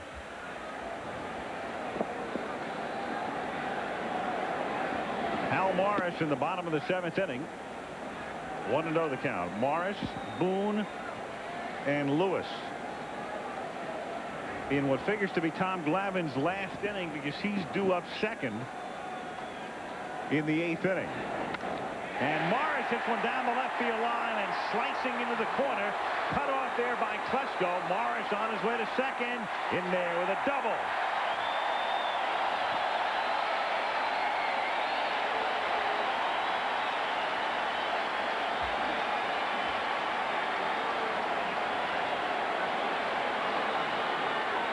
The Reds have led off 5 of 7 innings with the leadoff runner on base. They squandered Larkin at second base in the last inning. Mark Lewis led off the 5th inning with a single. Only in the 4th did they play to run. Imperative that they score right here. Brett Boone with McGriff ready to come in from first, and the pitch outside, ball 1. So Jones has to shorten up at third. McGriff at first, with Boone at the plate, hitting into 2 double plays. Atlanta's turned 4 to keep this one close. 1 run, 7 hits for the Reds. No runs, 3 hits for the Braves. 2-0.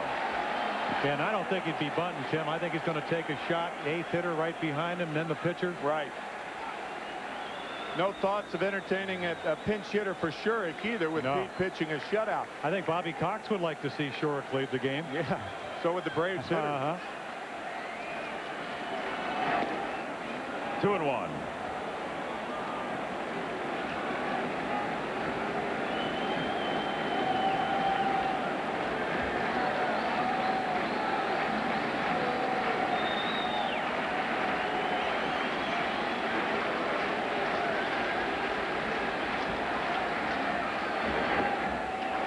And he's 3-1 now on Boone with Lewis on deck.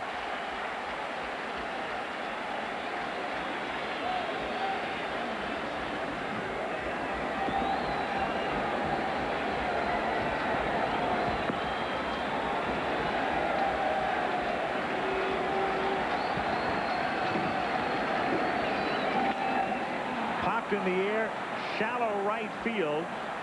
Justice comes in and makes the catch for the out. One down, and Mark Lewis is the batter. Lewis is 1 for 2. Here is the MCI proof positive replay. Came in the 6th inning. Tremendous play by Mark Lewis to take probably a double away from Marquise Grissom. Yeah, maybe the difference in this game. Yeah, keep in mind, Tommy Glavine on at first base. You have at least second and third and nobody out. Matter of fact, the 2 third basemen we'll see, Jeff Branson and Mark Lewis, both former shortstops. And you saw how reflex is so much a major part of playing third base. Morris at second. One down in the 7th. Fastball away. 1-0. Matter of fact, the Braves third baseman also a former shortstop. Now, Mark Lewis very interested in that Cleveland score. He was the 2nd player in the nation drafted back in 1988 by the Cleveland Indians.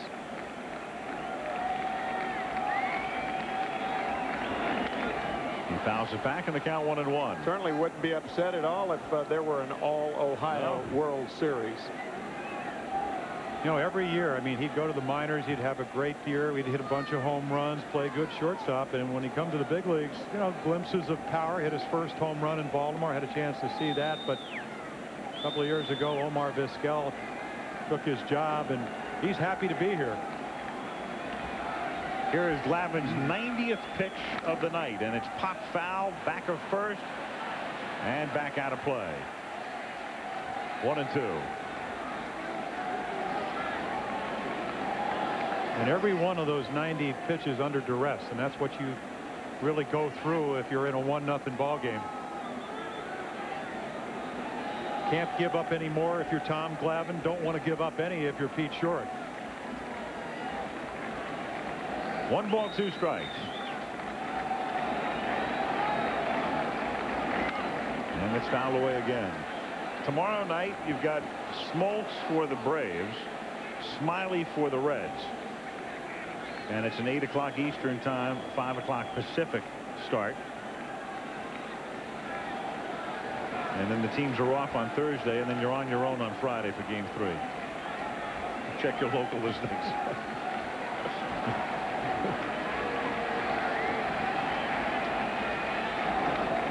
Foul back.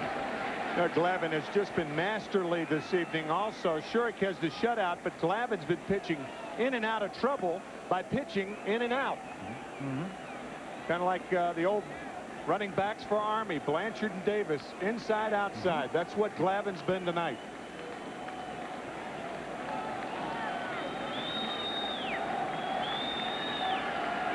Glavine due up second, so we'll see a pinch hitter in the top of the 8th inning. 1 ball, 2 strikes. 1-0 Reds. Bottom of the 7th inning. And I'm sure what's preying on Tom Glavine's mind is that Lewis had a great at bat with a base hit. Took a ball out over the plate and hit the right field. So again, Timmy trying to learn something from the last at bat at the guy at the plate and maybe make an adjustment. He reaches out to protect the plate. And all the Reds said the difficulty, they know that he is going to pitch you away most of the time, but he will get that umpire, because of his exquisite control, to call sometimes balls just off the corner. So with 2 strikes, you can't afford to take it. You can see Lopez and that ball, that's probably 3-4 inches out. But he will get a lot of balls called off the plate. 2-2. Those last 2 pitches, an example of how Glavine works. Fastball off the plate 4 inches, fastball in off the plate.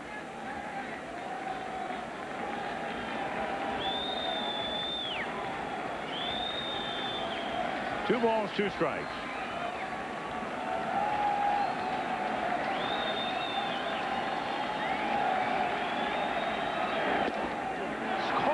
Strike 3. Well, there you are. Painted the corner. Yeah, that pitch didn't look like a strike there. I think Mark Lewis has a good reason to complain. Yeah, but it's what we talked about. Yeah. You really can't, and it's not that Paul Runge is not a good umpire. Oh, that pitch is low. Yeah. That ball's too low. That painted the corner of 4th and Vine is what it painted. But you throw enough out there. I mean, that ball literally 3-4 inches off the plate. Yeah, that wasn't even close. But as John Houseman used to say, he had to earn it.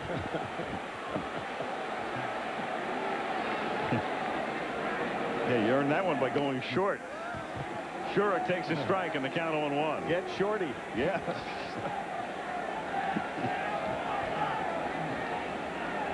Pitcher against pitcher with 2 out in the 7th inning. 1-0 Reds in game 1.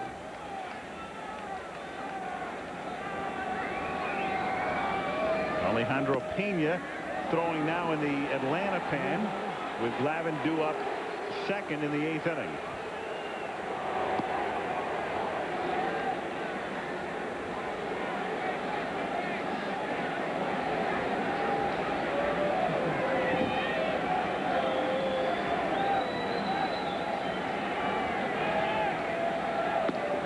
And Shurik strikes out for the 3rd time tonight. They waste a leadoff double by Morris, but the Reds still lead 1-0. 8th inning at Riverfront Stadium, 1-0. The Reds on top. And Pete Shurik has allowed 3 singles through 7 innings. Blauser lead off, and then Glavine spot. First pitch missing, ball 1, 1-0. Alejandro Pena in the Atlanta bullpen. Blauser a .211 hitter during the regular season. And that's 60 points lower than his lifetime batting average. Ray Knight talking, and I said, you know, what kind of shortstop is Blauser? I mean, he said superlative, but he used to be a great fastball hitter, and he just got the fastball he used to crush. You get behind him, but they've been throwing the ball by him. Hitters and pitchers all year getting in on him. That's fouled back. That's another type pitch, is what you're talking about, Jim. And, you know, in fairness to Jeff, he has really had a year plagued by injuries. Been healthy about half the time, 40% of the time. It's tough enough to play this game healthy.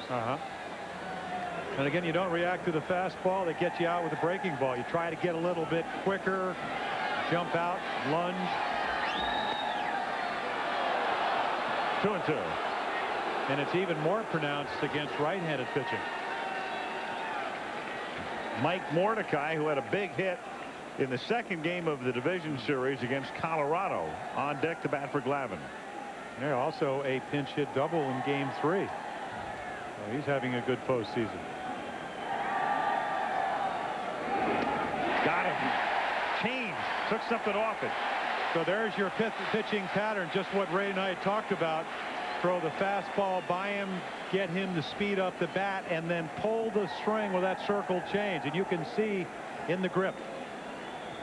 And a great arm action. And what Blauser is swinging at is the arm action. He thinks it's a fastball. And he's out in front of it. That is good pitching from a young pitcher.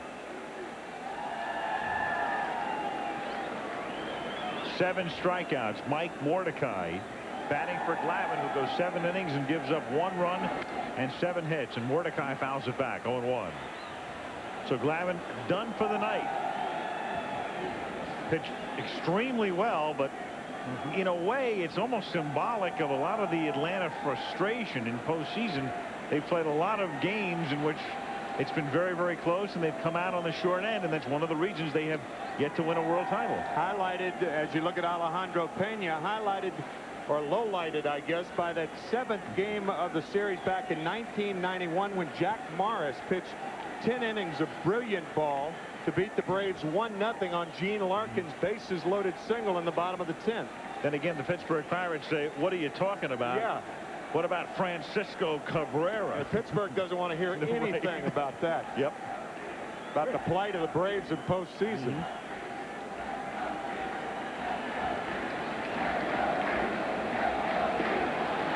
0-1 the count. Mordecai hitting for Glavine, and then the top of the order with Marquise Grissom on deck. Change for a strike. 0-2. Now you go back to that Morris game, that 1-0 game. Really what turned it around was Lonnie Smith on the base running play. The fake phantom tag by Greg Gagne. He doesn't score, or they maybe do win and win their first championship. Happened in the 8th inning. He went to 3rd and was stranded there. Right. Struck him out. 8 strikeouts, including 3 straight for Schurik. Well, another indication of how great the circle changeup is when you don't know it's coming. And the reason I say that is because you think it's a fastball. He established the fastball all game long, early in the count, and then right there you can see the grip on the circle change. You swing at that arm because you think that ball's a 91-mile-per-hour fastball. That's exactly right. A pitcher tries to get the same arm movement that he throws with the fastball, and the hitter commits too early. It's that simple. Very difficult pitch to pick up. Ball 1 to Grissom. Marquise came in blazing hot. He was 11 for 21 in the division series tonight. Has struck out twice and lined out. Shatters his bat and loops it into center field for a base hit. So a 2-out single in the 8th inning. 4 hits, all singles for the Braves. And Mark Lemke will come up.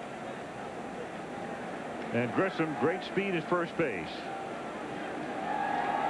Great confrontation coming up with Schurik, and that slide step. Mark Lemke has averaged .290 against left-handed pitching over the last 3 years.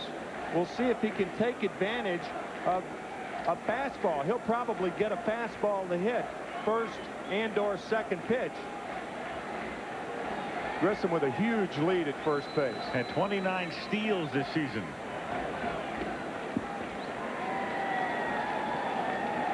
Well, we will see how Bobby Cox operates. You got a pitcher on the mound with 5 pickoffs you can't steal on very often. You got a catcher who's already threw somebody out from 1 knee.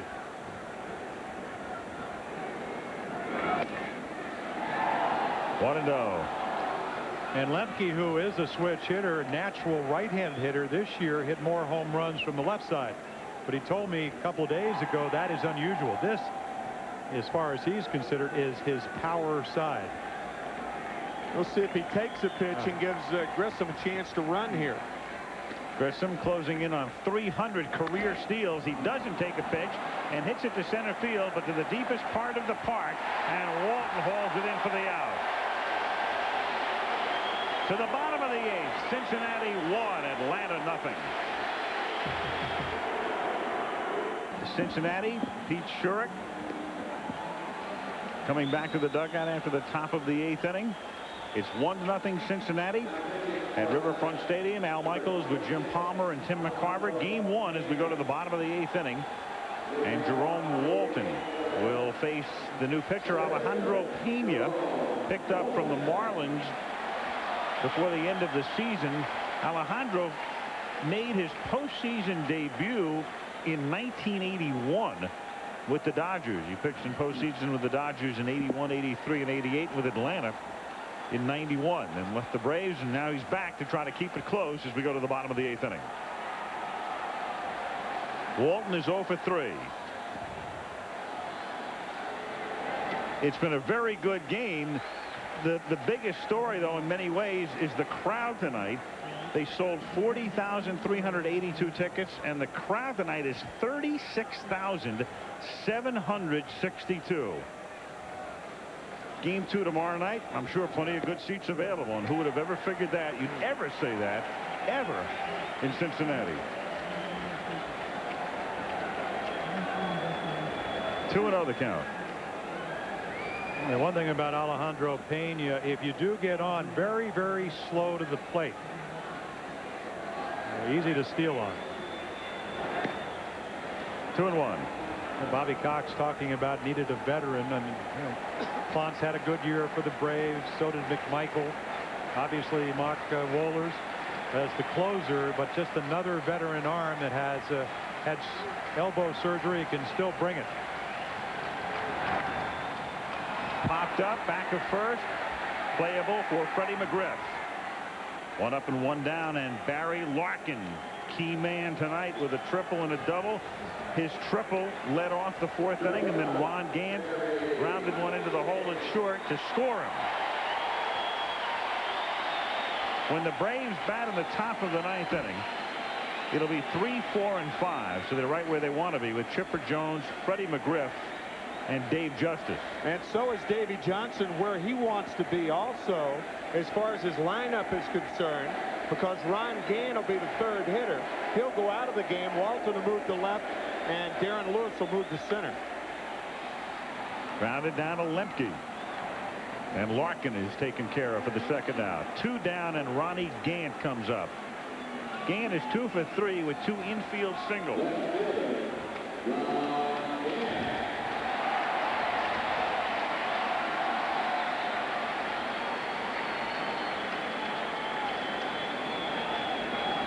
Two out, bases empty, bottom of the 8th inning.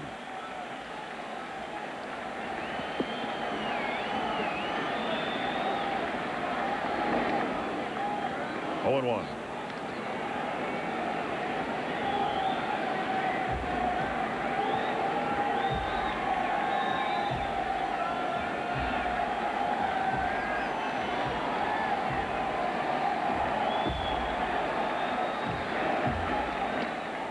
Another strike, 0-2. Yeah, the amazing thing about this confrontation, the guy on the mound has a transplanted ligament in his elbow. That's why he's pitching. The guy at the plate with a steel rod in his right leg. Both guys missed all of 19, well, one of 93, and that was Pena. Gant all of 94. And here they are back, thanks to modern medicine.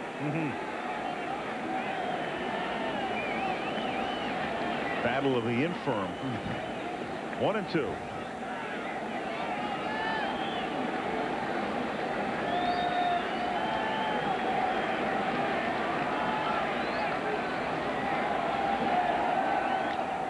Lewis by him. Pena does the job out of the pen. The 3, 4, and 5 hitters for the Braves of the 9th. 1-0 Cincinnati. Davey Johnson is sure at Shurik. Nobody in the bullpen. Shurik has been brilliant through 8. He leads 1-0. No Reds pitcher has pitched a complete game shutout in a postseason game since the 1940 World Series, when Bucky Walters shut out Detroit. Change. Walton moves to left. Darren Lewis, as good as there is in center.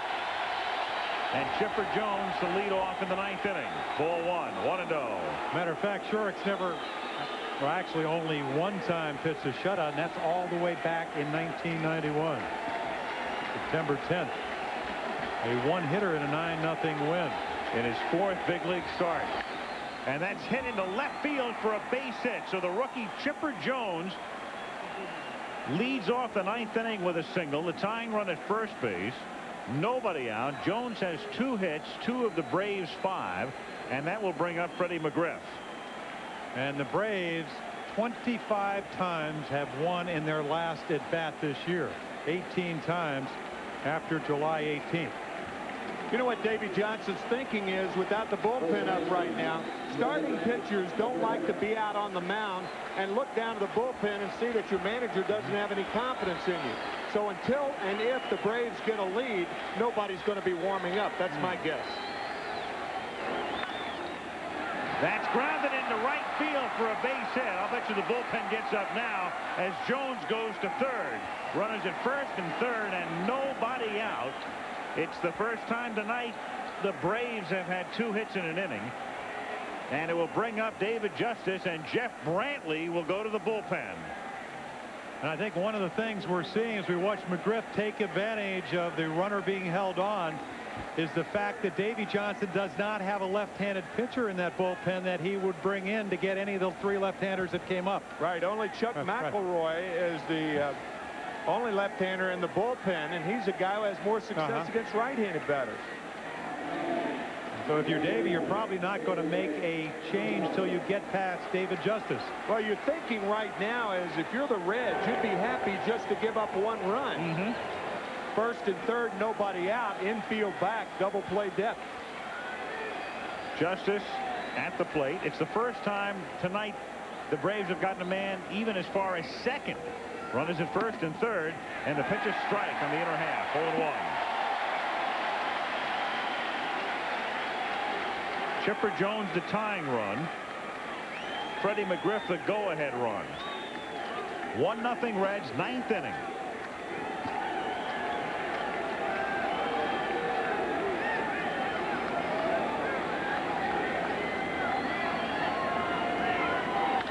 And Justice, it's a ground ball to Boone. He goes to Larkin on a hop, and a nice play by Barry to dig it out, get the force as the Braves tie the game.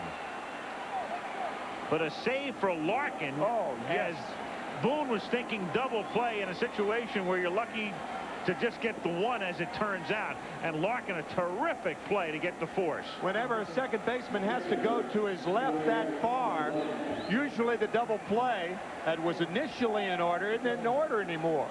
And Larkin makes a terrific play on an in-between hop. Boone, a hurried throw. Great play by Larkin. Just terrific. Not only thinking about scooping it out, but you have to remain on second base. Right. To get the force. So the game is tied with 1 out in the 9th inning, and Lopez will come up, and a pinch runner will come in for Atlanta. That ball may have hit the seam too, and that made the in-between hop even more difficult to handle. Justice with an RBI and a pinch runner for David Justice. Luis Polonia, who started the season with the Yankees and came over when the Braves began to fortify their bench. Polonia running here in the 9th inning, running for Justice, who, as we pointed out earlier, had fouled a ball off his knee the other night and has been gimpy.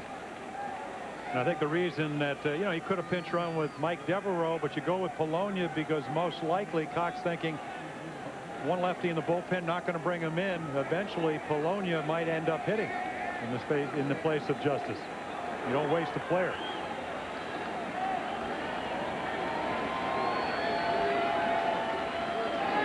Lopez in the dirt, gets by Santiago, and Polonia will go to second.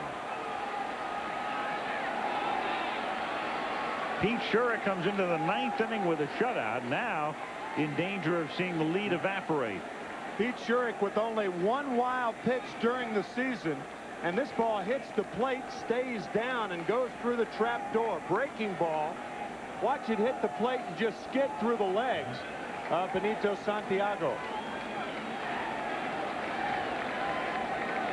And Davy Johnson goes to the mound and goes to the bullpen. Jeff Brantley, the ace of the pen, comes in to try to keep it tied. Huge hand for Sherrick.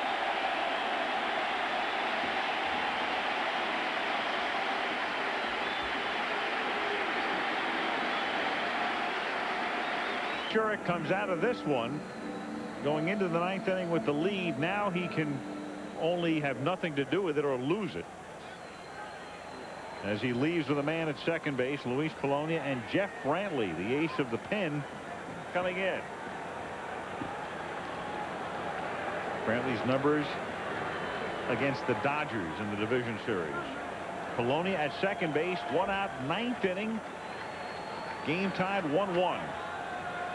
Brantley had a great regular season, 28 saves out of 32 opportunities. The league hit .206 off it. 1-0. Make it two balls and no strikes. He inherited the count. The 1-0 count from Sherrick.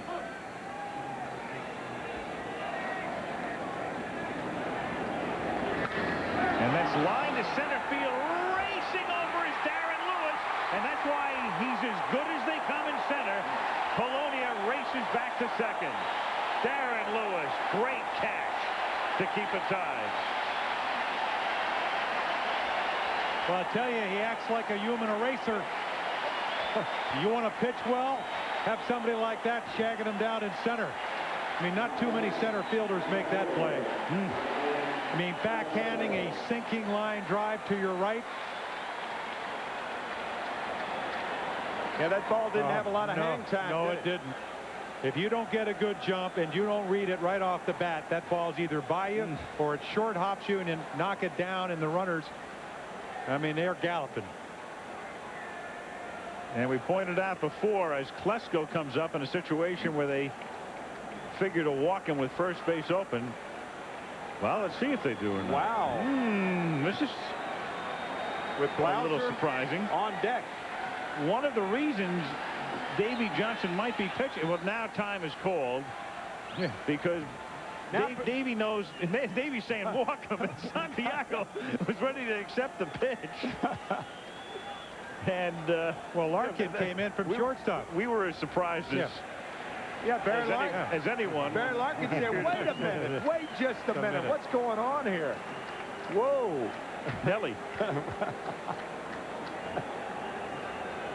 So Klesko will get the walk, and then Blauser will come up. Blauser's had success against Brantley. He's 7 for 21 lifetime against Jeff, including 2 home runs. Yeah, but that was the old Jeff Blauser. Yeah, what is the 1995 model going to do against him? Well, the 1995 model is hitting 169 with runners in scoring position. I'll tell you what, you want to have a good year, get a hit now. I mean, that will really erase a lot of the bad memories.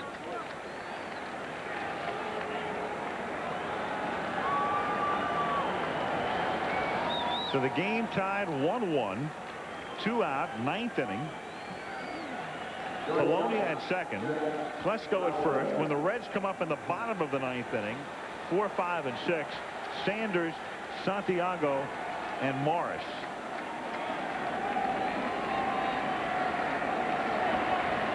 Mark Wohlers, their ace, in the bullpen. That's in case the Braves take the lead. Crowd wants to know where that one was. So do we. You know, Brantley fastball, 4 seams, no sinker, no 2-seamer, splitter, slider. Going to try to stay out of the middle of the plate. Blauser fouls it back, and the count 1 ball and 1 strike. Well, Timmy, you did an interview with him, and he said, you know, I only think positive thoughts. I'm going to throw it over, and I know I'm going to get him out. Obviously, that doesn't always happen, but that's a pretty good approach. Now, you can see his stuff. You can't see his heart. That's what he pitches with.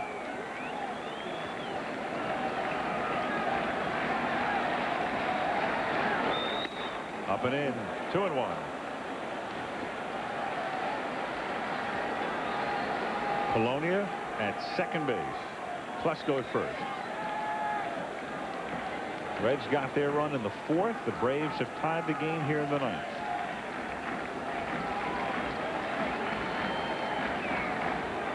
And Santiago to the mound. I think Brantley called him out just to make sure about the signs. Don't want to be in between. For instance, if Santiago wants to go away and Brantley wants to come inside, Brantley will ultimately win the argument. But I'll tell you what, if you throw to a catcher that you think is going to move in and he moves away, the ball usually ends up in the middle of the plate. That's exactly right. That's why you've got to make sure. Right. Ball 3. Dwight Smith out on deck to bat for Pena. See, I know Brantley would rather pitch to Blauser, but he can't give in this situation. And so far, pitches that Blauser swung at earlier in the game, he's taking. Ball's just off the inside part of the plate.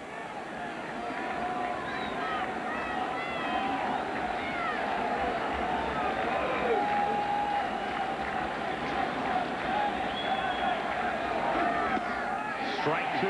So the count full, the runners will be going. This is the right-handed version of Tom Glavine. Never give in. He can't afford to do that. Crowd rises.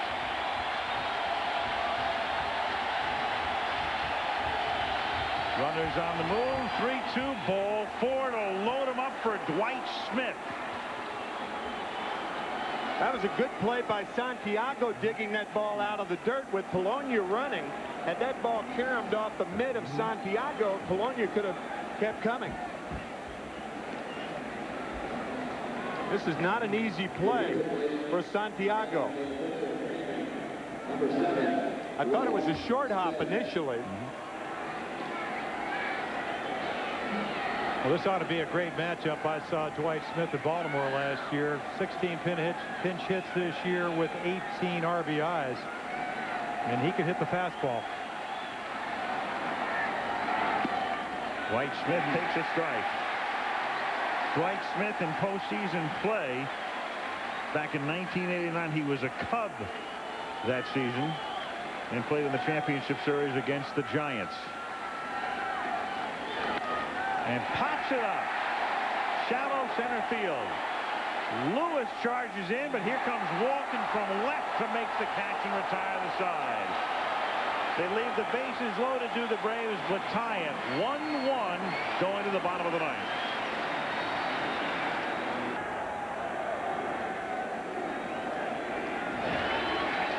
Beautiful sight. Downtown Cincinnati, 1-1 going to the bottom of the ninth inning, and changes. Luis Polonia is in left field, staying in the game, and then Mike Devereaux comes into the game to play right field. And the new pitcher is Mark Wohlers, who normally comes in save situations, but here in a situation to try to keep it at 1-1 and send it into extra inning. Yeah, both managers now with sudden death pitchers and sudden death defenses out there. And that's one of the great things about postseason baseball. You get into situations like this, and if the game goes any further, you then kind of go in reverse. You then go to your middlemen as the guys on the firing line at the very end of the game. That's right. Conventionally, Wohlers during a season game or during a regular season game, he wouldn't even be out there now. On July 10th, he's not out there. On October 10th, he's out there. Reggie Sanders. Strike. 0-1.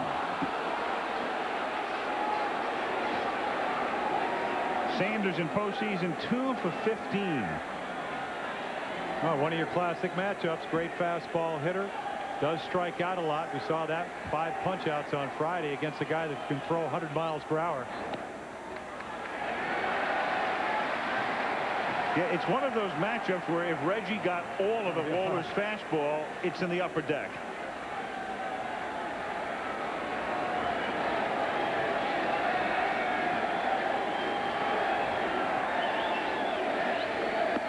Two and one.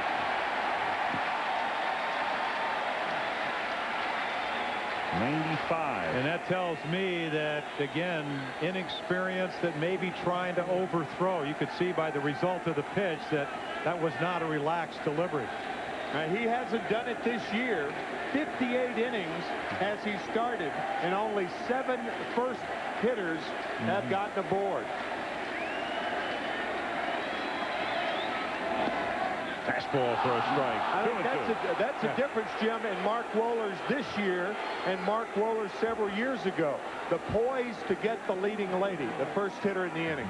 Not only that, the first strike. And the minute he gets ahead, again, we talk about a great fastball. He also has good movement. And if you're a hitter, once he gets ahead of you, you've got to get the bat started. You just don't have time. Very early. Yes. 2-2. Off speed from a breaking pitch, ball 3. See, I don't like that, because first of all, Sanders can run 36 steals. Your best pitch is your fastball. Why even run the count to 3-2? Go with your best pitch early in the count. 2-2, there's doubt. Yep. 3-2, no doubt.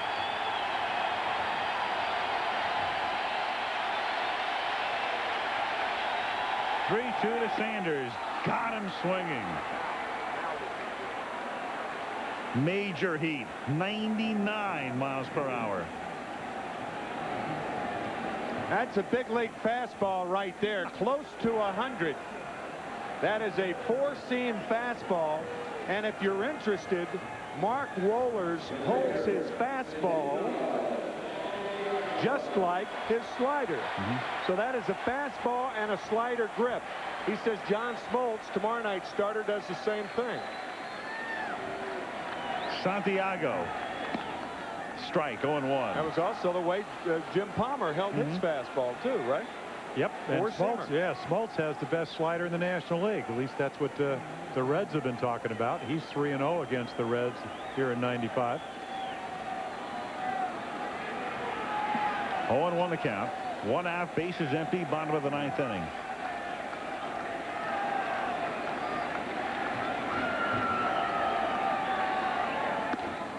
Wow. You know, it's funny. I mean, you guys played Major League ball. I didn't. But the one I'll never forget standing by a batting cage once as Dale Murray, who used to throw very hard for Montreal, was working his way back from a disabled list. And what struck me was the ball hisses. Oh, it does. Those are those seams. Fans don't, I think, appreciate it. Makes a sound as it goes by. And that's grounded on a hop to third. Chipper Jones throws him out. 2 down. Well, I guess to simplify it for you folks out there, have you ever looked out of a car when you were going 100 miles an hour? Yeah. The scenery's passing very quickly. Oh, yeah. You know, in our younger days, of course. Yes. Yes. Have you ever looked at a car coming at you at 100 miles an hour? Not for long, Al. Al Morris.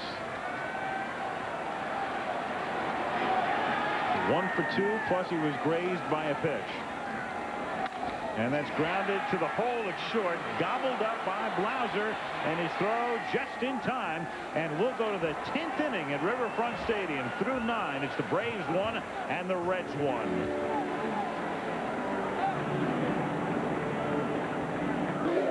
Good one in Cincinnati. Al Michaels, Jim Palmer, Tim McCarver. 1-1. We go to the 10th inning.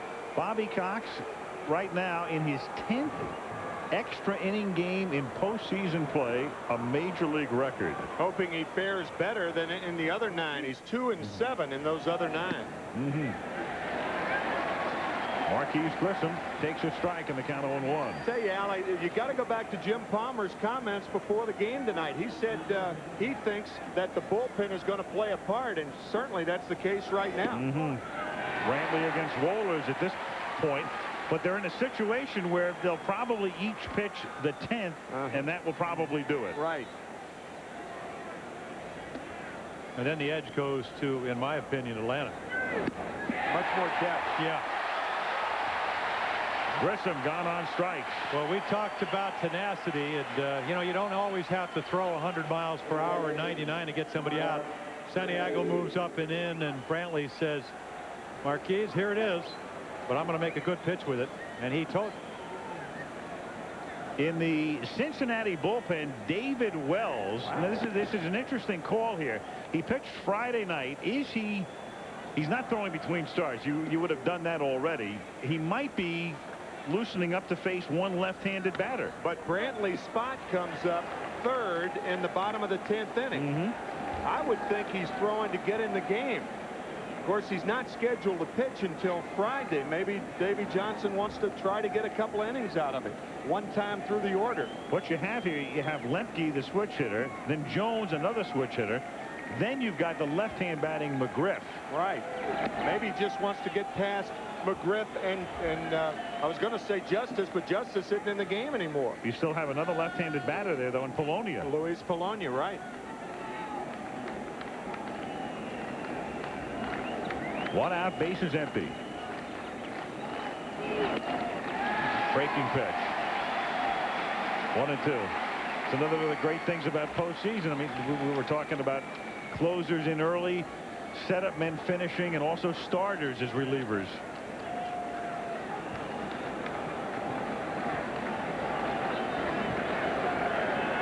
Starters as relievers. Randy Johnson the other night was that just amazing. Unbelievable. Ground ball right side, fielded by Morris, flips to Brantley covering. 2 down.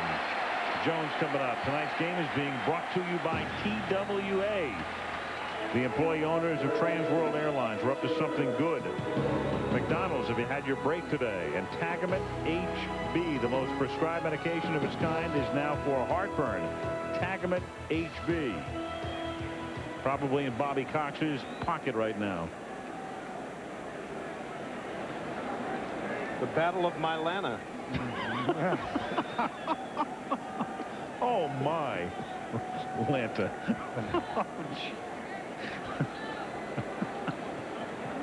Oh, you can always count on my man T-Mac.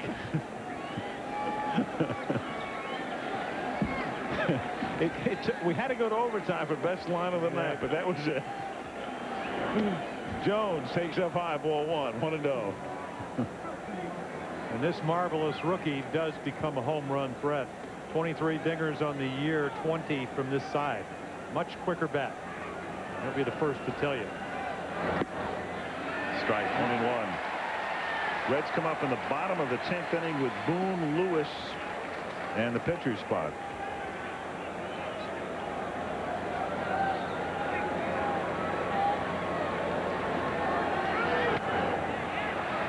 One and two. Good strategy, too, by Davy Johnson. Mark Lewis not on the line at third, but Hal Morris is going to make Chipper Jones push the ball to the fat part of the field. They'll give him the single, not the double. 2 out and the base is empty. March shot and the rest of the crowd gets up. And that's popped up. Shallow left field. Easy play for Walton. After 9.5, 1-1, back we come after this from your ABC station. Nobody any more enthusiastic than Jeff Brantley. He's through for the night. Fine job. Came in a situation where the Braves had the go-ahead run on base. He was helped out as you look at Pete Shurik, tonight's starter, by a tremendous catch by Darren Lewis. Settled down, worked out of a jam, and pitched a 1-2-3 10th. Now, bottom of the 10th inning, Brett Boone has hit into 2 double plays and flied out. Jeff Branson is out on deck to bat for Mark Lewis. There's Branson. And Mike Jackson throws in the Reds' pen. Good fastball, 1-1. Jackson, who's normally the setup man for Brantley, getting ready to work an 11th if necessary.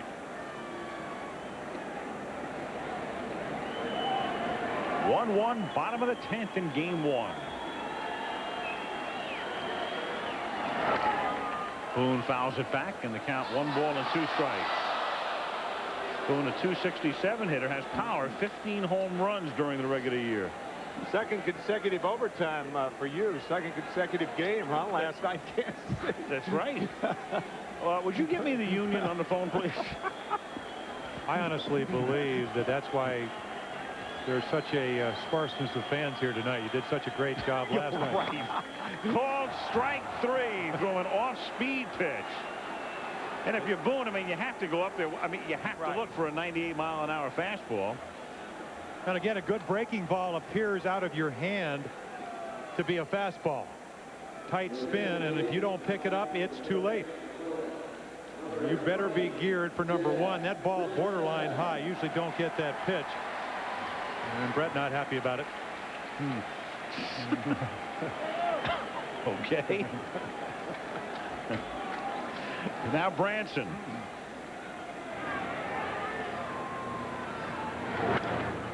Fouls it off. Eric Anthony is out on deck to bat for Brantley.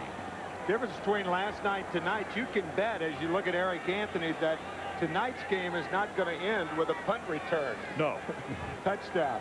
If it does, we have some story.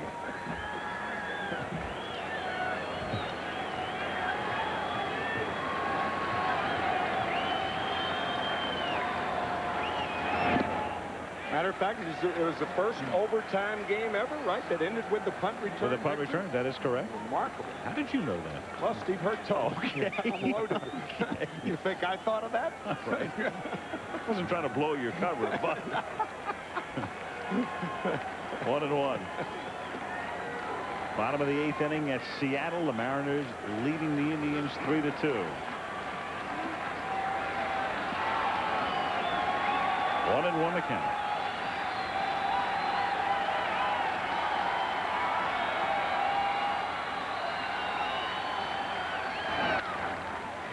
And now it's 1-2. Braves have action in their bullpen with Brad Klontz throwing, the righty, and Pedro Borbon, the lefty, the son of Pedro Borbon, who spent a good part of his career, Pedro Sr., with the Reds.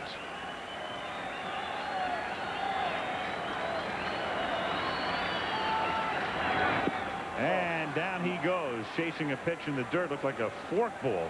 Splitter. And Mark Wohlers not only has the fastest fastball in the National League, he has the fastest splitter. Boy, that ball diving out of the strike zone. Well, just think about it. If a guy throws 90, have about a half a second to make up your mind and try to make contact. You throw 99, you've got to even be a little bit quicker. And then when you throw a pitch that appears it's going to be a fastball and the bottom drops out, you got no chance. 2 out and the base is empty. Eric Anthony's wife gave birth to a baby boy yesterday. Eric flew to Houston.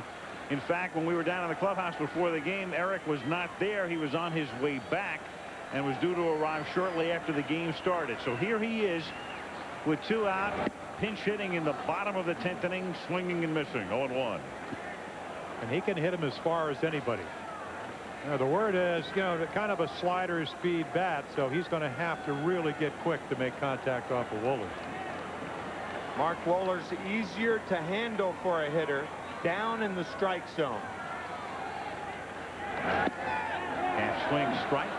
0-2. We saw that when he came in and got the bases loaded, struck out Galarraga for the Rockies. Like a breaking ball that just catches the outside corner.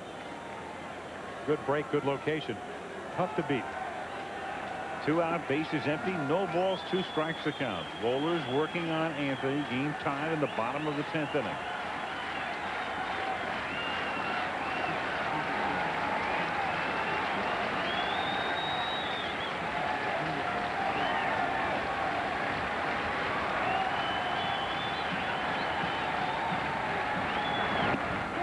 Struck him out. Wohlers faces 6 men, strikes out 5.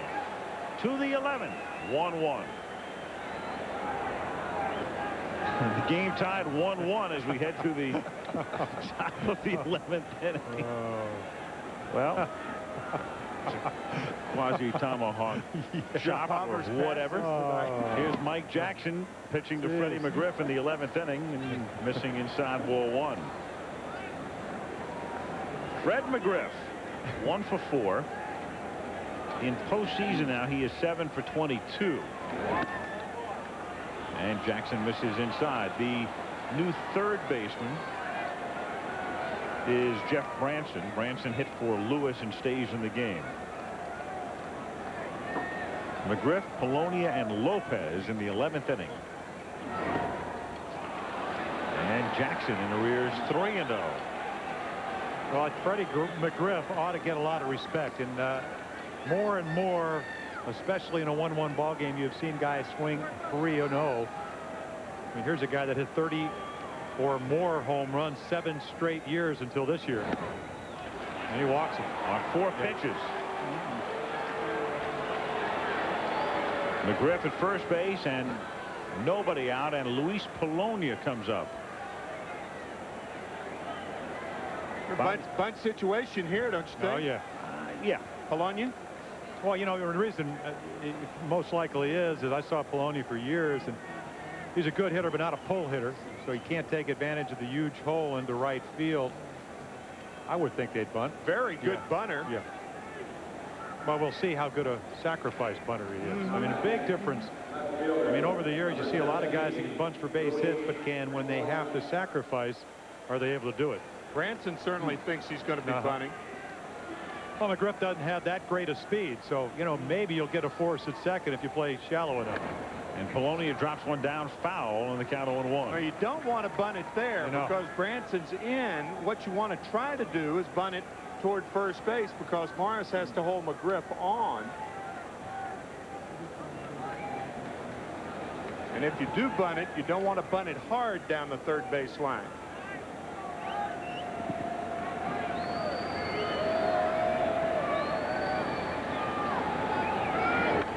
Polonia drops it to the right of the mound. Good bunt. Jackson. Boone covers. Sacrifice clicks. Go ahead run. McGriff at second base. All right, let's look at it from above. You can see Hal Morris having to hold the runner on Fred McGriff at first. And that's why Polonia made Mike Jackson field the ball. Jackson with only one play to Boone covering. Yeah, good fundamental baseball.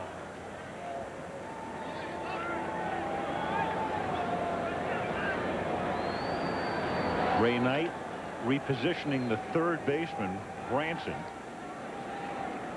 with Javi Lopez at the plate. Foul back, 0-1. We talked about sliders early. Mike Jackson, one of the best in the National League. 41 strikeouts in 49 innings. And, you know, here you have a guy at the plate, and Lopez, who hit .359 with runners in scoring position, .361 over the second half of the season. So he's going to have to hit the ball most likely up the middle to make contact. 0-2. When Jackson gets ahead, it is very, very tough to lay off that hard slider righty to righty.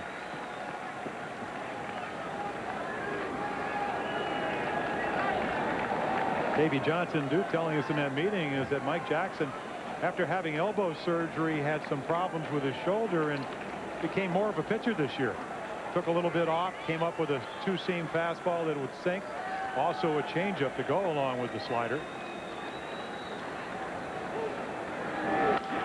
And it's a chopper to third, fielded by Branson, over to first for the out. 2 down. Nice play. That appeared to be that two-seamer. Okay, that was a terrific play by Branson because he had to throw the ball sidearm. He couldn't plant his feet and get back on top of the ball. High chopper. Nice play. When you look at the Reds, especially the way they're constructed right now late in the game, there are no defensive holes. No. And the outfield is sensational. Right. Walton, Lewis, Sanders. You just saw what Branson can do. We know about Larkin, Boone, and Morris. Infield playing just a little deeper than they would normally with McGriff on at second base and 2 outs. And the reason they do that, Devereaux's a pretty good runner. But on a ball hit to their left or right, they want to dive for it. If they can't make a play, they try to keep it in the infield. Ray Knight, a terrific third baseman here in Cincinnati. He started his career there. Davey Johnson, a second baseman throughout his career. Both aware of that, obviously. 2 out. McGriff at second. Devereaux takes outside. 1 ball and 1 strike. When the Reds come up in the bottom of the 11th inning, they're at the top of the order. That means Walton, Larkin, and Darren Lewis, because Gant's out of the game. It's a little messy at this point.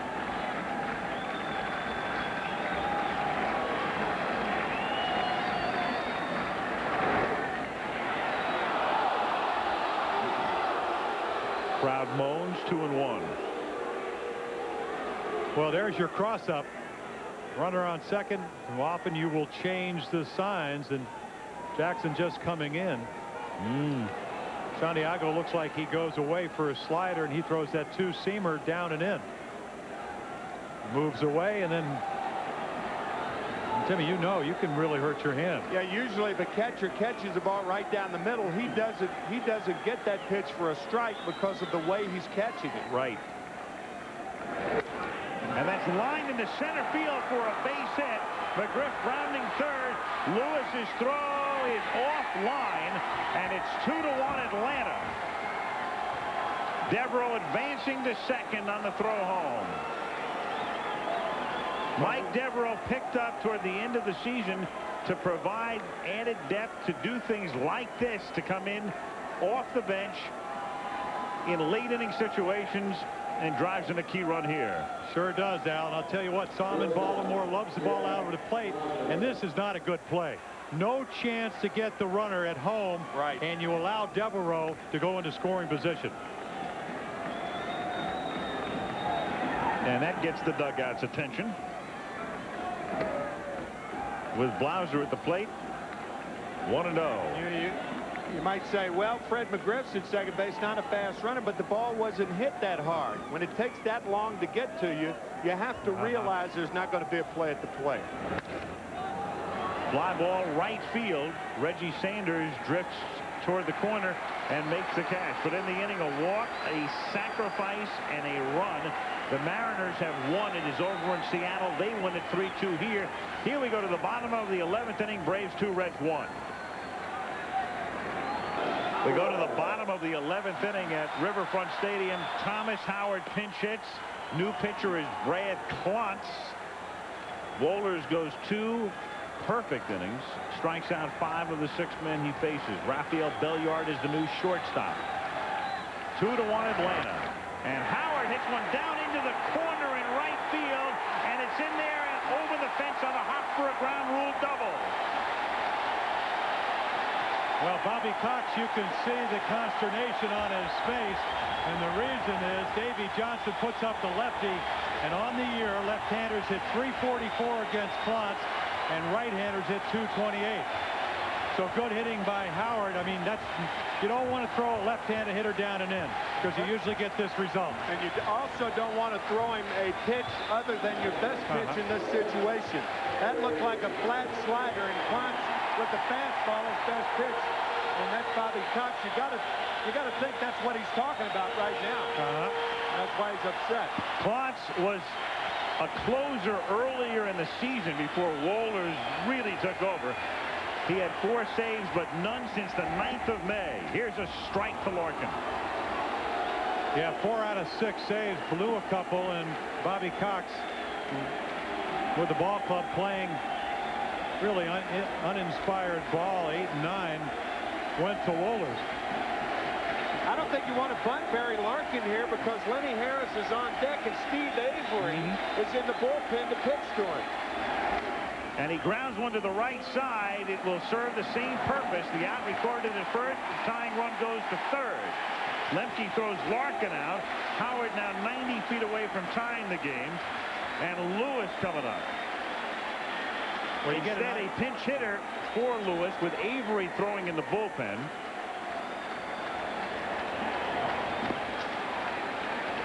If Avery comes in the game, the batter you can look for is Mariano Duncan, the right-hander who can be very effective against left-handed pitching. And now Chipper Jones is out to talk to Brad Klontz.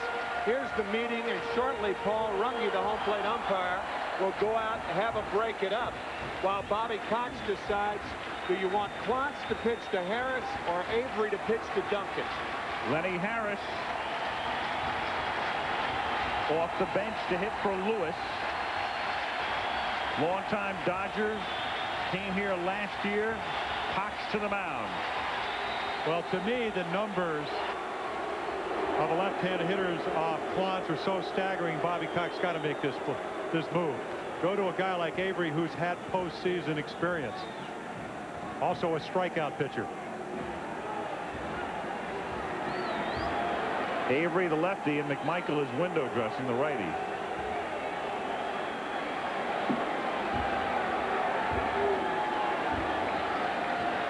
And they go with Avery.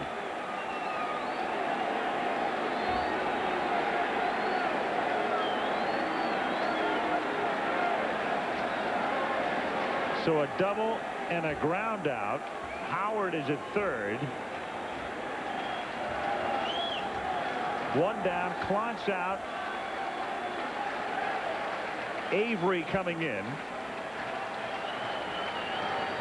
And Mariano Duncan will come out of the dugout to hit for Harris.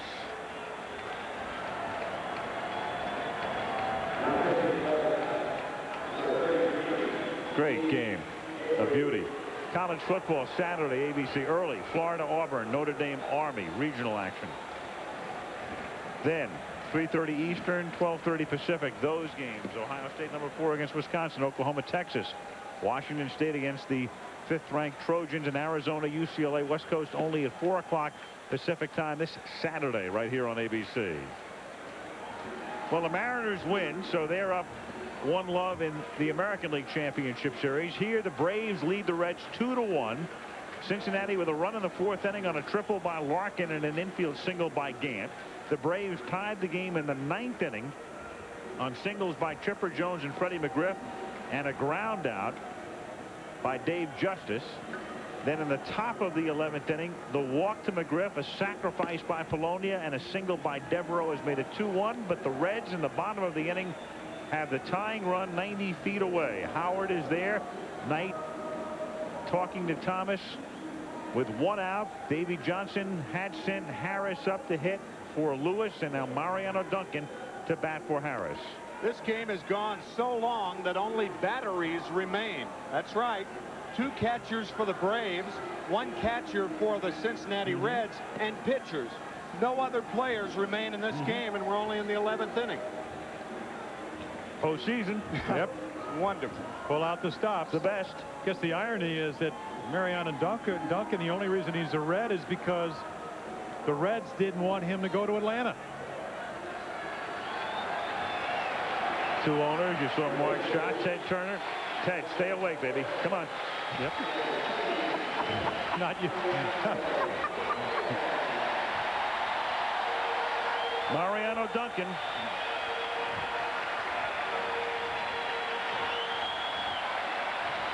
Infield in. Well, every good fastball, good curveball, good changeup, but did not have a vintage Steve Avery year. Fastball away, ball 1. Like something you should point out here, not used to relieving either. He is a starting pitcher. As Bobby Cox hopes he'll be a finisher tonight. 2-0.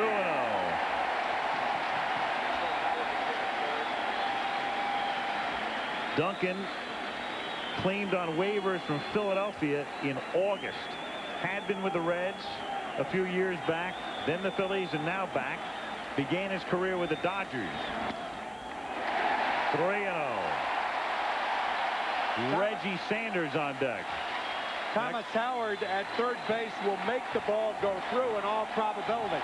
The one exception, the high chopper on the rug. You really have to be alert if you're on at third. He gets the green light, and it's 3-1.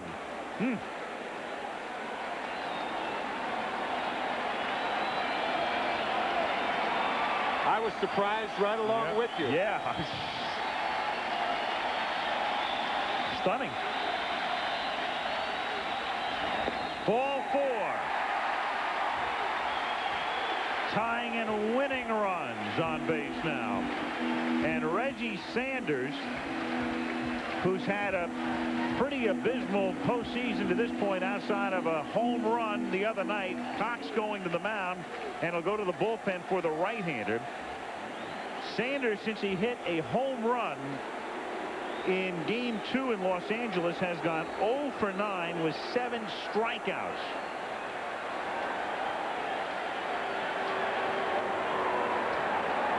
Well, you never know what's going to happen in these situations, but McMichael is the type of pitcher that Sanders can handle. Sanders holds his bat very low. The best pitch that McMichael has is a straight change. To me, this is not a good matchup. A guy even like Avery, who could blow the high fastball by a guy like Sanders. Of course, you have Bobby Cox playing the righty on righty, but Greg McMichael is not a hard thrower. And Sanders, Jim, we talk all the time about the slider speed bat. This is a situation where Sanders' bat is going to be sped up. I'm real surprised that Michael didn't come in to start this inning. McMichael, as opposed to Klein. And the reason I say that is because righties and lefties are hitting right around 200 off of Greg. And you know, if you're Bobby Cox, you're going to see some left-handed hitters. Yep. You know, the other option that Cox had, and it's not a second guess, but it's an interesting thing, and it had to run through Bobby's mind. Wohlers did pitch 2 innings, but they took the lead in the top of the inning. And Wohlers was not pinch hit for. He was either. not pinch hit for. Right. He had the option of trying to get one more inning out of him. Yep. You know, if it's the 5th game and you have to win, you probably let him go that extra inning. But here you are thinking about, hey, look, right, you could have 14 more games counting this one. Yeah, right. So why blow out your number 1 guy right. in the bullpen? Even though it had to have been a little temptation. Yeah.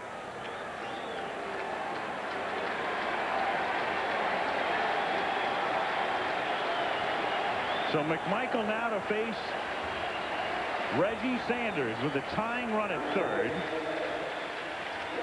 Thomas Howard, the runner at 3rd. And your middle infielders will go back for double play. Jones, if the ball's hit hard enough, he doesn't think he can get a double play, may come home. Otherwise, he'll go to second base and try to turn the double play on a guy that can scamper. Duncan, the winning run at 1st. 1 out. 11th inning, 2-1 Braves. 1-0.